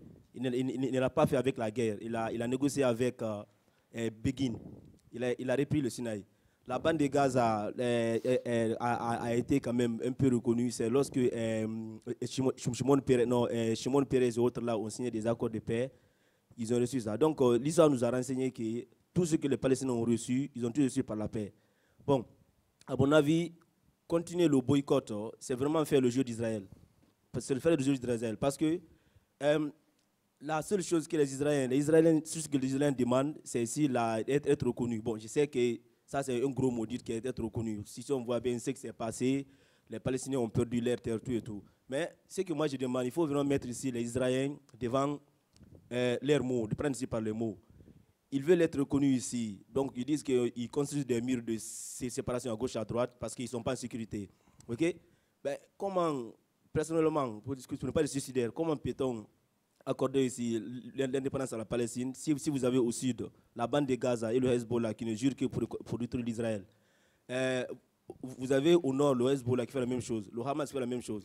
L'Israël est entouré partout des ennemis. Dans ces cas, comment pouvez-vous vraiment accorder un État à la Palestine, sachant qu'ils ne sont pas en sécurité? Bon, les Israéliens veulent ici la sécurité. Ils disent qu'on ne peut pas donner d'indépendance à la Palestine, on veut une sécurité. Donc moi, je me demande, il faut les accorder ça. Accorder dans ces voies maintenant, c'est ce qu'ils veulent, c'est ce qu'ils vont faire ça. Mais s'ils continuent à bloquer, je ne pense pas que même la personne qui veut la paix dans cette condition, de sécurité, ne donnera jamais l'indépendance à l'Israël, à la Palestine, parce qu'il n'y a rien de sécurité. Donc, donnons à l'Israël ce qu'ils veulent et attendons maintenant la manière de voir comment ils vont réagir. Bon, je sais que c'est pas... Écoutez, monsieur, à vous entendre parler d'Israël, on a l'impression que voilà, il y a un petit bébé fragile là et tout mignon et tout, qu'il faut les donner la sécurité, les protéger et tout, alors qu'il est entouré de cette énorme méchanceté. Donc, je ne vais pas refaire avec vous l'histoire, mais je vais vous dire simplement une chose. Personne n'a demandé aux sionistes de venir dans ces endroits si méchants qui est le Moyen-Orient, d'accord ?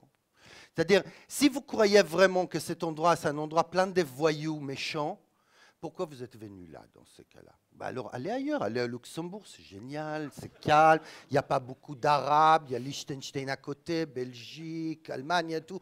Pourquoi avoir venu parmi ces barbares? Les sionistes sont venus au Moyen-Orient, ils sont là, ils se sont mis, vous voyez un petit peu la rue quand vous avez un groupe de jeunes un petit peu excités, vous vous mettez au milieu, vous dites maintenant, attention, j'ai peur là. Bah forcément, vous allez prendre des coups. C'est normal. Personne ne vous a demandé de venir vous installer exactement dans l'endroit que vous trouvez que c'est l'endroit des gens les plus méchants au monde. C'est-à-dire, il y a un paradoxe. Si vous n'êtes pas bien là, bah alors partez. Et si vous voulez être bien là, faites avec. Mais vous ne pouvez pas dire on veut être là, mais on ne veut pas être là. Nous, on veut être là au Moyen-Orient, mais on veut avoir l'impression qu'on se retrouve entre le Luxembourg et New York. Eh bien non, vous vous trompez de direction. C'est ça le problème. C'est-à-dire qu'on ne peut pas prendre ses rêves pour la réalité. Et c'est ça le problème avec le sionisme. Le problème avec le sionisme, Herzl l'a dit, c'est le sionisme, c'est rêver éveillé. Rêver éveillé. Chalom ba'akitz, on dit en hébreu. Et bien c'est exactement ce qu'ils font les Israéliens. Ils rêvent réveillés. Ils rêvent qu'un jour, les Moyen-Orient, tout d'un coup, ils vont regarder à droite, il n'y aurait pas plus Hezbollah, il y aurait des Luxembourgeois. On va regarder à gauche, il y aura des Suédois. À droite, il y aurait des Finlandais. Ça serait génial. Tout ça serait blanc, ça serait sympa, etc. Et bien ça ne va pas se passer comme ça. La question, elle est simple. La question, est-ce que les Israéliens veulent penser à leur avenir ou pas? Parce que l'avenir, je vais le dire autrement, il y a un grand personnage qui se retrouve en prison actuellement, qui est Marwan Barghouti, grand leader palestinien. Marwan a dit, il y a quelques années, avant de rentrer en prison, il a dit dans une interview aux Israéliens, dans la presse israélienne, il a dit la chose suivante. Il a dit, écoutez, nous, on a l'avenir, vous avez les présents. Aux Israéliens, donnez-nous un petit peu de présent, on vous donnera un peu d'avenir. C'est ça les problèmes. Évidemment qu'Israël est fort aujourd'hui dans les présents.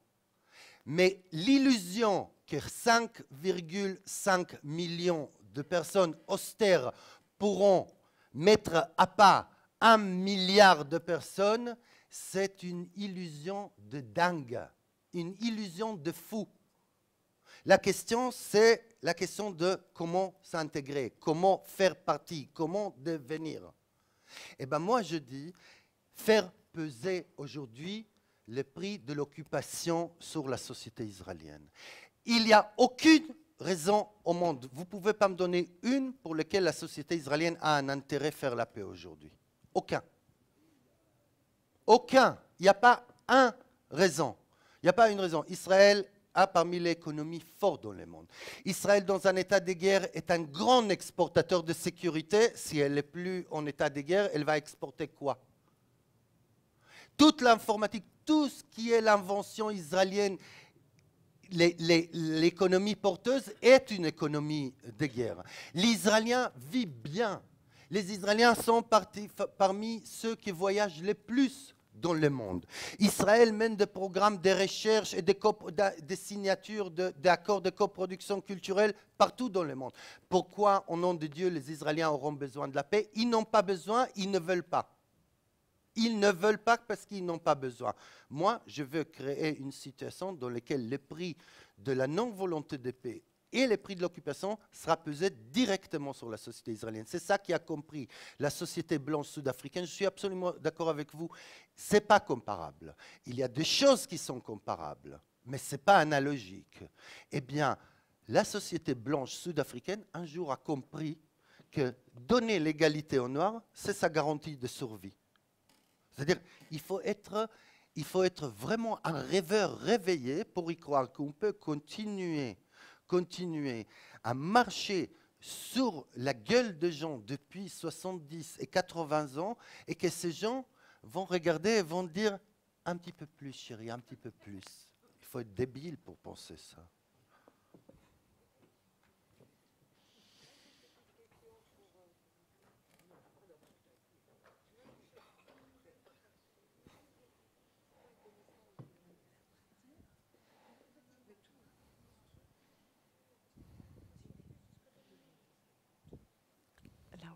Pardon, qui avait une question? Il y a un monsieur là-haut. Là-haut.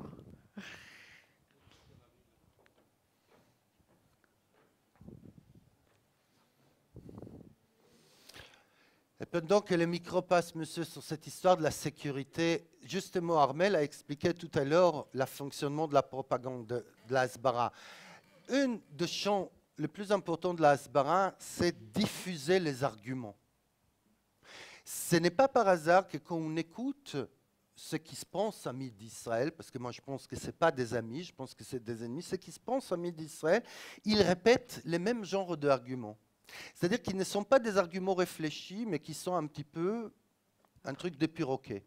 Parce que dire que les Israéliens ont un problème de sécurité, c'est un absurde. C'est-à-dire qu'on a 200 têtes de missiles nucléaires, quand on a gagné toutes les guerres, quand la majorité de la violence est une violence vers l'extérieur et pas une violence qui arrive vers l'intérieur, parler en termes de danger de sécurité, oui, les Israéliens sont en très très grand danger. Ils sont les plus grands dangers pour eux-mêmes. Ça, c'est sûr. Ça, c'est les dangers sécuritaires israéliens. Mais pas quelque chose qui vient de l'extérieur. Et d'ailleurs, ce maintien de l'état de guerre permanent permet justement ne pas s'occuper des problèmes de la société israélienne. C'est ça qui suit de la société israélienne. Comme dans les films, les westerns. Vous voyez les westerns dans lesquels il y a les curés, la pute, les machins, tout le monde se dispute quand ils vont vers l'ouest, et tout d'un coup, quand arrivent les Indiens, ils se mettent en cercle et ils sont tous amis. La pute avec les curés et tout, parce qu'il y a les Indiens. Ben, c'est la même chose, comme dans un western. D'accord. Oui, Oui, je vous remercie pour le discours. Je fais partie du... Ah, maintenant ça marche. Je fais partie du comité, mais je ne soutiens pas le boycott. Et en fait, j'ai une vingtaine de commentaires, une vingtaine de questions. Je vais en choisir quelques-unes, puisqu'on n'a pas trop de temps et puisque je suppose qu'il y a aussi d'autres personnes qui aimeraient faire des commentaires. À un certain moment, par exemple, vous avez dit que vous avez cité un général, je ne me rappelle plus du nom, qui aurait dit qu'aux États-Unis, ce n'est pas la même chose. Ce n'est pas un général, c'est justement, monsieur, c'est un professeur de physique de l'Université de Tel Aviv. Oui, mais même si c'est un professeur, ce n'est pas vrai. Même aux États-Unis, les universités et le Pentagone, ils sont très en étroite collaboration. En effet, la plupart des universités, surtout les universités les plus connues, les plus prestigieuses comme le MIT, que vous connaissez probablement, Massachusetts Institute of Technology, où travailler... Mais moi, là-dessus, si c'est votre première question, là-dessus, l'argument est très simple. C'est pas parce que mon voisin viole que moi j'ai le droit de violer. Non, vous voyez? Non, je n'ai pas dit ça. Mais même cette argumentation, bon, je vais continuer avec la question. Ouais. Donc, sur le MIT... par exemple, pour prendre cet exemple, il y a aussi des personnes comme Chomsky, que vous connaissez sûrement. Est-ce que vous le boycotterez juste parce que juste parce qu'il travaille à l'MIT, même s'il donne des conférences pour MIT ou avec une affiche qui dit oui, professeur de MIT, est-ce que vous le boycotterez ou non? Donc ça, c'est une première question, mais bon, il y en a encore plusieurs. Allez-y sur tous, parce que je pense que j'ai la réponse pour tous. D'accord. On va voir. Ce sont toujours les mêmes questions, c'est pour ça. Ah, d'accord, ok. Mais allez-y, oui, les réponses donc, aussi sont pareilles. Vous avez dit que, oui, on a plein d'applications. Vous avez mentionné une application qui serait provenue de l'armée militaire, de l'armée israélienne. La plupart des choses qu'on utilise aujourd'hui proviennent de l'armée. L'Internet, par exemple, renoncerez-vous à utiliser l'Internet que parce que... l'armée américaine a inventé l'Internet. Donc, ça, c'était la deuxième question. La troisième question serait, un instant. Ah oui. Donc, vous avez dit que... bon, je trouve que c'est normal que les artistes demandent de l'argent, ou même les chercheurs demandent de l'argent dans l'État où ils vivent. Je crois que c'est normal qu'ils ne vont pas demander à l'Union européenne, par exemple. Mais en d'autres termes, si vous dites que si les chercheurs ou si les artistes demandent de l'argent auprès d'Israël, ils sont boycottables. S'ils ne le font pas, ils ne le sont pas. Non, c'est le contraire. S'ils demandent de l'argent auprès d'Israël, ils sont boycottables. Non, ils ne le sont pas. Non, c'est-à-dire oui. Oui, non. On va répondre à toutes les questions. Peut-être que j'ai mal compris. Non, mais vous pouvez juste réexpliquer. Alors, c'est très simple. Non, c'est pas ça. Les individus ne sont pas boycottables. Point. Sauf s'ils sont soutenus par l'institution, l'État d'Israël. Non. Les individus ne sont pas boycottables. Point. Les institutions le sont. Ça, à partir de là.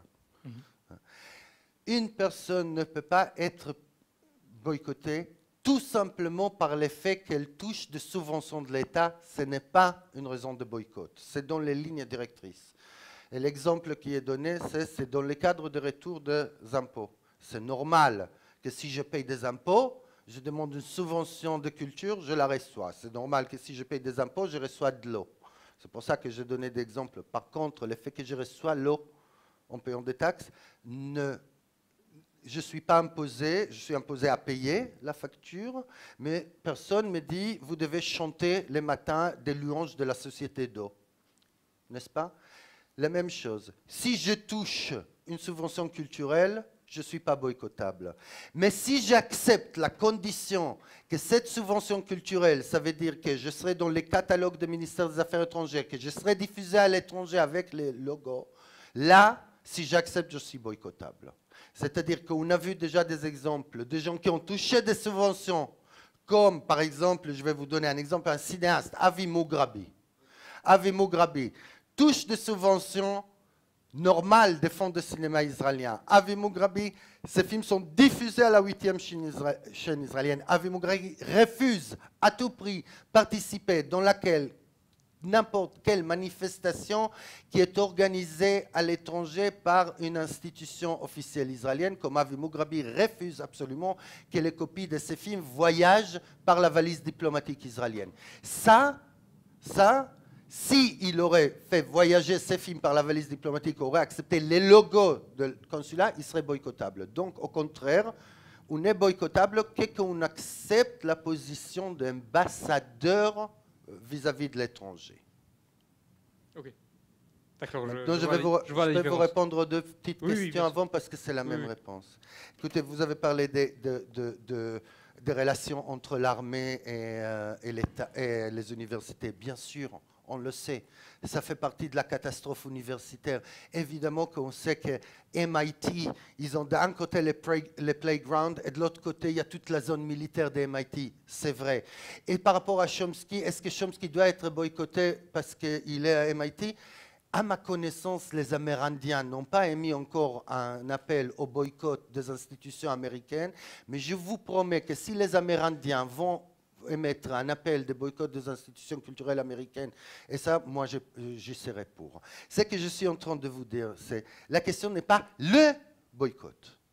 La question est une question simple. En 2004, la société civile palestinienne, 71 organisations qui depuis ont devenu beaucoup plus, représentant les universitaires, les chercheurs, le milieu culturel, etc., représentant les gens de la Cisjordanie, de Gaza, de l'intérieur de la Palestine et de la diaspora, se sont mis ensemble, ils ont appelé à la solidarité internationale. En disant, voilà, nous vous demandons de nous aider, nous, notre combat, nous voulons faire un combat non violent. Nous vous demandons votre solidarité. Qu'est-ce que vous nous demandons? Nous vous demandons de déclarer que vous acceptez les boycotts. À partir de là, chacun a sa conscience. Il y a ceux qui peuvent tourner les dos à la solidarité palestinienne. Il y a ceux qui peuvent dire, écoutez, non, moi je préfère acheter des dates et de la broderie palestinienne, mais votre boycott, ça ne m'intéresse pas du tout. Il y a ceux qui disent, moi je préfère de mettre des affiches en montrant la colonisation, dire que je suis 1000 fois contre la colonisation, dénoncer tout, mais votre boycott, je ne veux pas. Et à partir de là, moi je vous pose à vous la question, puisque vous êtes pour le boycott. Les attentats suicides, c'est pas bon. La lutte armée, c'est pas bon. La négociation, ça aboutit pas. Quels sont les moyens de lutte que vous préconisez, qui n'a pas déjà été essayé, et qui est non violent? Moi, je dis très simple, moi, je fais un calcul. Je dis, il y a une chose qui n'a pas été essayée. Faire peser sur la société israélienne les prix de son propre conduite par des moyens qui sont non violents. Vous êtes contre? Je suis absolument pour, mais voilà, le boycott académique, non, mais le boycott économique. Parce que vous considérez, je l'ai dit tout à l'heure, et je l'ai dit à Chomsky, et c'est pour ça que ça m'intéresse votre réponse à Chomsky. Chomsky, jusqu'à il y a un mois, était contre le boycott académique et culturel. Il était contre, parce qu'il trouvait qu'il faut laisser l'université en dehors de tout ça. Il était complètement pour le boycott économique. J'ai posé la question à Chomsky, à travers des journalistes qui sont en train de faire BDS. Répondez-moi, professeur Chomsky, très simple. Pourquoi vous allez faire peser les prix de l'occupation sur la classe ouvrière israélienne, qui souvent elle est palestinienne, à travers les boycotts économiques, et vous ne voulez pas le faire peser sur les professeurs universitaires qui sont la partie la plus privilégiée de la société israélienne? C'est-à-dire, si la question de combat politique, c'est comment baiser la classe ouvrière et protéger la bourgeoisie, ce n'est pas mon combat politique, c'est tout. Mais allez-y. Vous voulez que je réponde? Vous voulez que je vous pose la question. Je vous pose la question. Pourquoi? C'est-à-dire, si vous êtes contre le boycott, je comprends. Mais pourquoi vous considérez que les sacrifices de l'ouvrier, les fermetures des usines, ça c'est légitime, mais les boycotts de cinéastes, des boycotts de culturalos, des boycotts des académiques, ça c'est au-delà. Et je vous pose la question aussi, est-ce que d'une certaine manière, ce n'est pas une vision qui considère que les seuls moyens, que les seuls qui ont une légitimité de la politique, c'est l'économie? Parce que c'est ça les sous-entendus. Ça veut dire que la politique ne se fait que sur le champ économique. Ça veut dire que le champ des idées, le champ de la culture n'est pas un champ politique. Si, bien sûr que le champ des idées est politique aussi, mais je crois qu'il faut répondre aux idées avec des idées, avec des contre-arguments, pas avec un boycott. Et vous avez dit... Et puisque l'ouvrier n'a pas d'idée, on lui répond avec quoi? Avec les coups de poing? Je veux juste finir. Pourquoi? Alors expliquez-moi, pourquoi les boycotts économiques? Pas pourquoi pas les boycotts culturels. Pourquoi vous acceptez de sacrifier l'ouvrier? Expliquez-moi ça. Je m'en fous. Je suis d'accord avec vous sur les boycotts culturels. Je veux savoir pourquoi vous êtes pour les boycotts économiques dans ces cas-là. J'allais vous l'expliquer. Allez-y.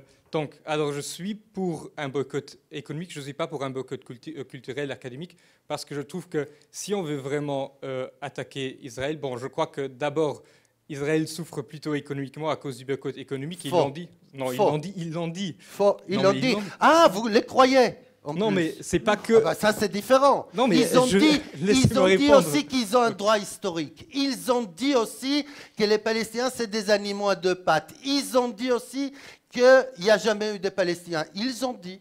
D'accord. Alors, si je viens de le lire dans le journal, ils veulent réserver une partie du budget pour promouvoir les productions des terres occupées. Donc, parce que ces produits, à cause du boycott, ne se vendent pas plus si bien qu'avant. Vous savez combien de produits israéliens sont produits dans les territoires occupés, monsieur?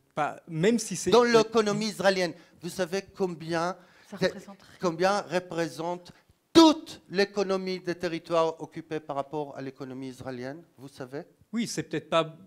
Non, dites-moi, puisque vous êtes pour le boycott des territoires, donc dites-moi, qu'est-ce que vous boycottez? Je n'ai pas dit que je suis pour le boycott des territoires, j'ai dit que je suis pour un boycott économique. C'est pas exactement alors, la même chose. vous me devez deux réponses maintenant. Okay. La première, c'est pourquoi vous êtes pour un boycott économique alors que ça risque de porter atteinte aux couches les plus faibles de la société israélienne, y compris les Palestiniens citoyens d'Israël qui sont la masse ouvrière. Et deuxièmement, qu'est-ce qui représente l'économie des territoires occupés? Parce que quand on fait un boycott, les Palestiniens nous disent une chose. Faites un boycott intelligent, nous disent les Palestiniens. Intelligent, ça veut dire il faut savoir de quoi nous parlons. Voilà. Ok. Mais laissez-moi finir quand je vous pose une question, si je veux donner une réponse. Donc, je vais recommencer là où j'ai arrêté.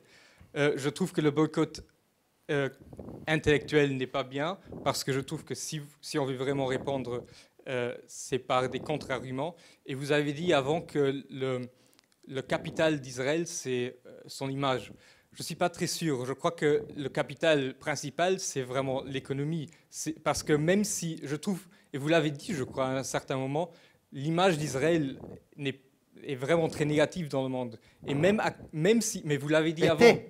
En 2000. Okay, oui, d'accord. Oui, même en 2000, avant 2000. Les campagnes, même avant, Israël avait beaucoup de partenariats économiques. Donc, je ne crois pas que ça fait vraiment une grande différence. Monsieur, je suis désolé. Non, vous savez de quoi vous bâtissez des arguments. Vous bâtissez des arguments sur des hypothèses. Non, ce n'est pas des hythèses. Si, ce sont des hypothèses. L'image d'Israël était très mauvaise. Je crois que l'image d'Israël est toujours...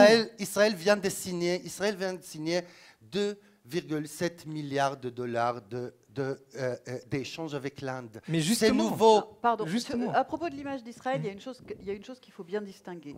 C'est que les sondages qui ont été faits auprès du public cible. Le public cible, c'est des gens comme vous et moi, c'est des consommateurs. Les gens qui signent des contrats avec le gouvernement israélien, c'est pas vous et moi, c'est les gouvernants. Justement, exactement, c'est ce que je veux dire. Donc auprès de, à l'époque où on écrivait le livre, auprès de notre Premier ministre français Manuel Valls, Israël, c'était un pote. Il signait des accords en permanence. Et l'image d'Israël pour les dirigeants des sociétés occidentales, elle n'a jamais été ternie, même au pire moment, quand ils balançaient des bombes sur des hôpitaux, sur des écoles à Gaza. Ça les a absolument pas arrêtés. Il y a une responsable de la communauté européenne qui a été voir le gouvernement israélien en 2009, juste après qu'ils ont tué je ne sais pas combien de personnes, en disant « Franchement, c'est pas très bien pour votre image ». C'est ça qui est important. C'est l'image que ça donne sur vous et moi. Entre eux, il n'y a pas de problème. Ils font des deals entre eux sans problème. Donc, l'économie, ça marche comme ça. Exactement, mais c'est exactement ça mon point. Donc votre boycott économique, mais ça, excusez-moi, mais ils s'en foutent, quoi.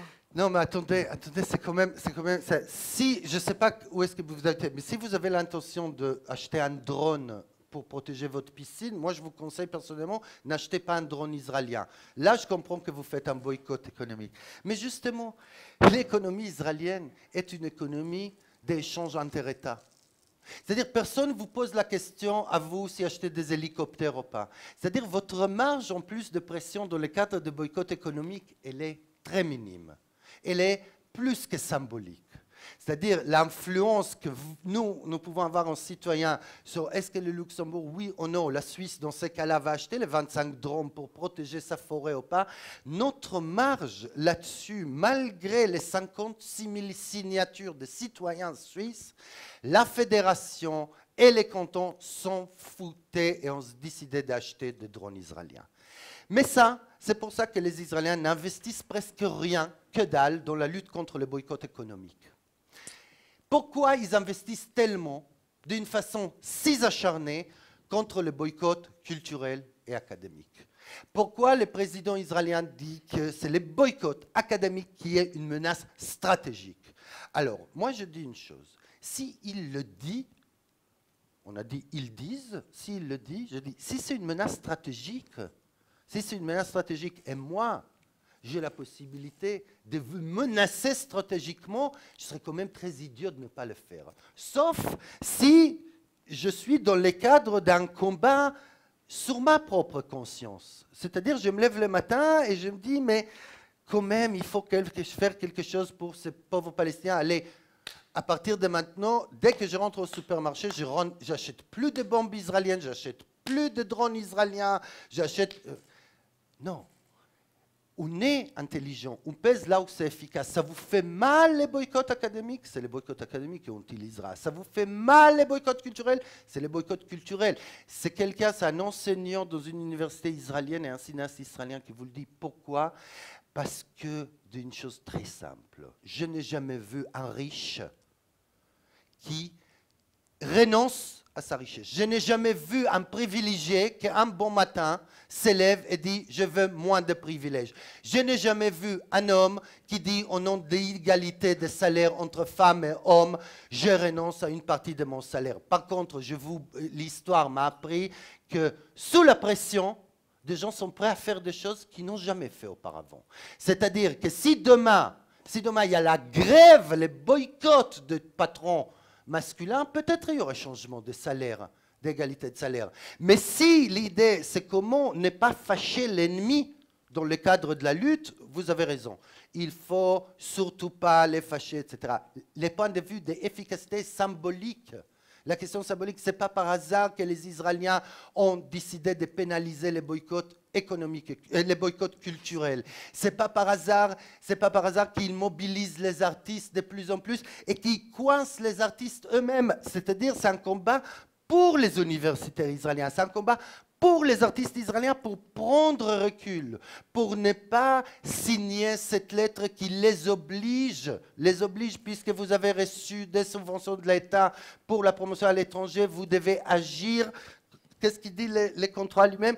Vous devez représenter Israël, ne pas faire aucune critique et porter la bonne parole. Moi, je vais libérer les artistes et les universitaires israéliens en disant, comme disait la semaine dernière la présidente de Médecins pour droits de l'homme, médecins israéliens et palestiniens pour droits de l'homme, le docteur Ruchama Marton, qui appelle au boycott contre l'avis de son propre organisation, boycott académique, culturel et économique, en disant, en rejoignant le boycott, certes, je tourne le dos à ma tribu, mais je rejoins une famille plus grande qui est la famille humaine. C'est ça la question. La question, c'est comment rejoindre cette plus grande famille. Et moi, je ne suis pas pour la non-existence d'Israéliens. Je sais que leur existence actuelle est un acte de suicide. C'est tout. Donc, là, on est du même avis. Je ne vais pas garder le... Et c'est pour ça que la différence, c'est que moi, pour les sortir de ces suicides, c'est faire ce que le monde a accepté à faire pour l'Afrique du Sud, mettre les Blancs devant la réalité. Et refuser, continuer à donner les privilèges aux privilégiés, c'est refuser de les mettre devant la réalité. C'est ça le truc du contrat. Alors, les contrats, simplement pour vous dire pourquoi nous sommes pour le culturel, ils disent, eh bien, tous les cinéastes, tous les chercheurs, tout ça qui voyagent, il faut savoir, le ministère des Affaires étrangères israélien, c'est le premier exportateur culturel d'Israël. Ça aussi, c'est important à le savoir. Premier exportateur.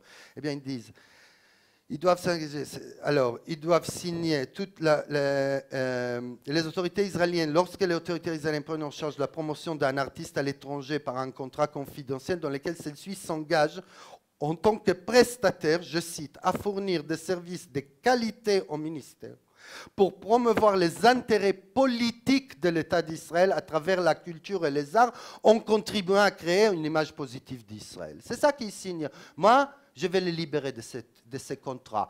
Comment les libérer de ces contrats? Les dire, si vous les signez, vous êtes boycottable. Vous voulez qu'ils signent ces contrats. C'est ça la différence entre nous.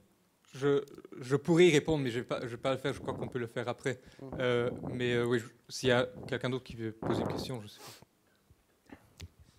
Comme il est déjà 10 heures, est-ce qu'il y a une dernière question? Et puis sinon, après, je vous propose de passer au verre de l'amitié. Vous pourrez continuer à Je voulais, moi, dire une chose, parce que, évidemment, qui est sur la question, mais pourquoi Israël? Tout à l'heure, vous avez posé pourquoi pas les États-Unis, les pourquoi Israël. Ça, on revient sur pourquoi boycotter Israël et pas boycotter les États-Unis, qui est un gros pays criminel. Vous avez donné l'exemple, est-ce qu'il faut boycotter Chomsky? Pourquoi ne pas boycotter la Chine? Pourquoi ne pas boycotter le Luxembourg? Il y a plein. Alors là-dessus, il y a deux choses. Une, c'est une position philosophique, très importante, rappelée par Hannah Arendt. Quand tout le monde est coupable, la justice n'existe plus. Quand tout le monde est coupable, la notion de culpabilité n'existe plus. Donc il n'y a rien de plus facile de recycler, annuler la possibilité de justice par disant nous sommes tous coupables. Ça c'est la position la plus facile. Si tout le monde est coupable, il n'y a plus de culpabilité. Donc ça c'est un problème rhétorique, c'est-à-dire mais pourquoi ne pas boycotter les autres? Deuxièmement, le deuxième argument, c'est évidemment parce que la société palestinienne nous a demandé. Et donc la question, c'est comment on répond. Alors, on répond en disant oui ou non. Il y a ceux qui répondent oui, mais. Moi, je trouve qu'il est temps que, autant qu'occidentaux en l'occurrence, là, on commence à dire oui et pas seulement oui, mais. Ne pas toujours apprendre au pays, au tiers-monde, que ce qu'il fait, c'est bien, mais il pourrait faire mieux. Qui est l'histoire de l'anticolonialisme européen. C'est-à-dire, c'est une histoire de « oui, on vous soutient, mais il faut que vous payiez en échange des gages. Faites pas ceci, soyez comme ça, parlez ça, ne soyez pas trop énervés, soyez un petit peu plus polis, etc. » Donc, moi, je pense que ça, c'est une deuxième chose, c'est on accepte le boycott ou pas. Et troisième, le pourquoi Israël. Parce qu'Israël, c'est le seul pays qui utilise l'exception dans les deux sens. Quand ça nous arrange, attention, mais on veut un traitement d'exception. Et quand on vient nous boycotter, mais pourquoi vous nous boycottez, nous? Pourquoi tout d'un coup un traitement d'exception? Donc, puisqu'Israël est traité sur le plan des exceptions au niveau du droit international, d'une façon exceptionnelle, on accepte cette exception, et donc exceptionnellement, on boycotte qu'Israël. Merci. On va prendre une dernière question. Attends, excuse-moi, il y a quelqu'un qui avait demandé la parole ici. Juste effectivement un petit commentaire par rapport à la distinction entre boycott économique et académique. Je pense que parfois la distinction est peut-être un petit peu artificielle parce qu'il est évident quand on parle d'image que les coopérations académiques ou culturelles sont un moyen pour Israël de rentrer, de mettre un pied dans la porte et puis d'avoir d'autres relations. Au Luxembourg, on le voit très bien, il y a des projets académiques et puis petit à petit, il y a des relations plus commerciales, on fait venir des start-up parce que c'est des petits génies en informatique, etc. Et donc, je suis désolé quand j'entends dire que le capital d'Israël n'est pas l'image, ce n'est pas crédible. Je veux dire, s'il y a bien un pays qui a un capital surdimensionné par rapport à tout le reste, c'est Israël. C'est eux qui ont inventé la notion de nation branding. Ouais. Donc si Israël avait juste une image objective, ni négative, ni positive, ben, il serait, je pense, boycotté ou sous embargo depuis des années, parce que c'est quand même le seul pays au monde qui viole impunément toutes les résolutions de l'ONU depuis 50 ans, les droits de l'homme, les droits humanitaires, enfin, tout, d'une manière complètement impunie. Donc effectivement, moi j'avais avant de venir, j'avais quelques questions par rapport au boycott culturel, peut-être quelques illusions sur la culture, mais effectivement, il faut attaquer cette image avant tout, et il faut le faire avec tous les moyens nécessaires, pas n'importe lesquels, mais pour moi le plus important, c'est que les Palestiniens, ils nous disent c'est ça qu'on veut. Donc voilà. Moi je suis désolé, petit luxembourgeois, je n'ai pas de leçon à leur donner. Voilà, c'est tout. Merci. Merci. Merci Armel, merci Eyal, merci Luca. Donc je vous invite vers l'amitié. Il y a aussi des livres d'Armel et d'Eyal, donc je suppose qu'ils sont d'accord pour faire quelques dédicaces. 2 signatures pour les prix d'un. Et merci à nos différents partenaires.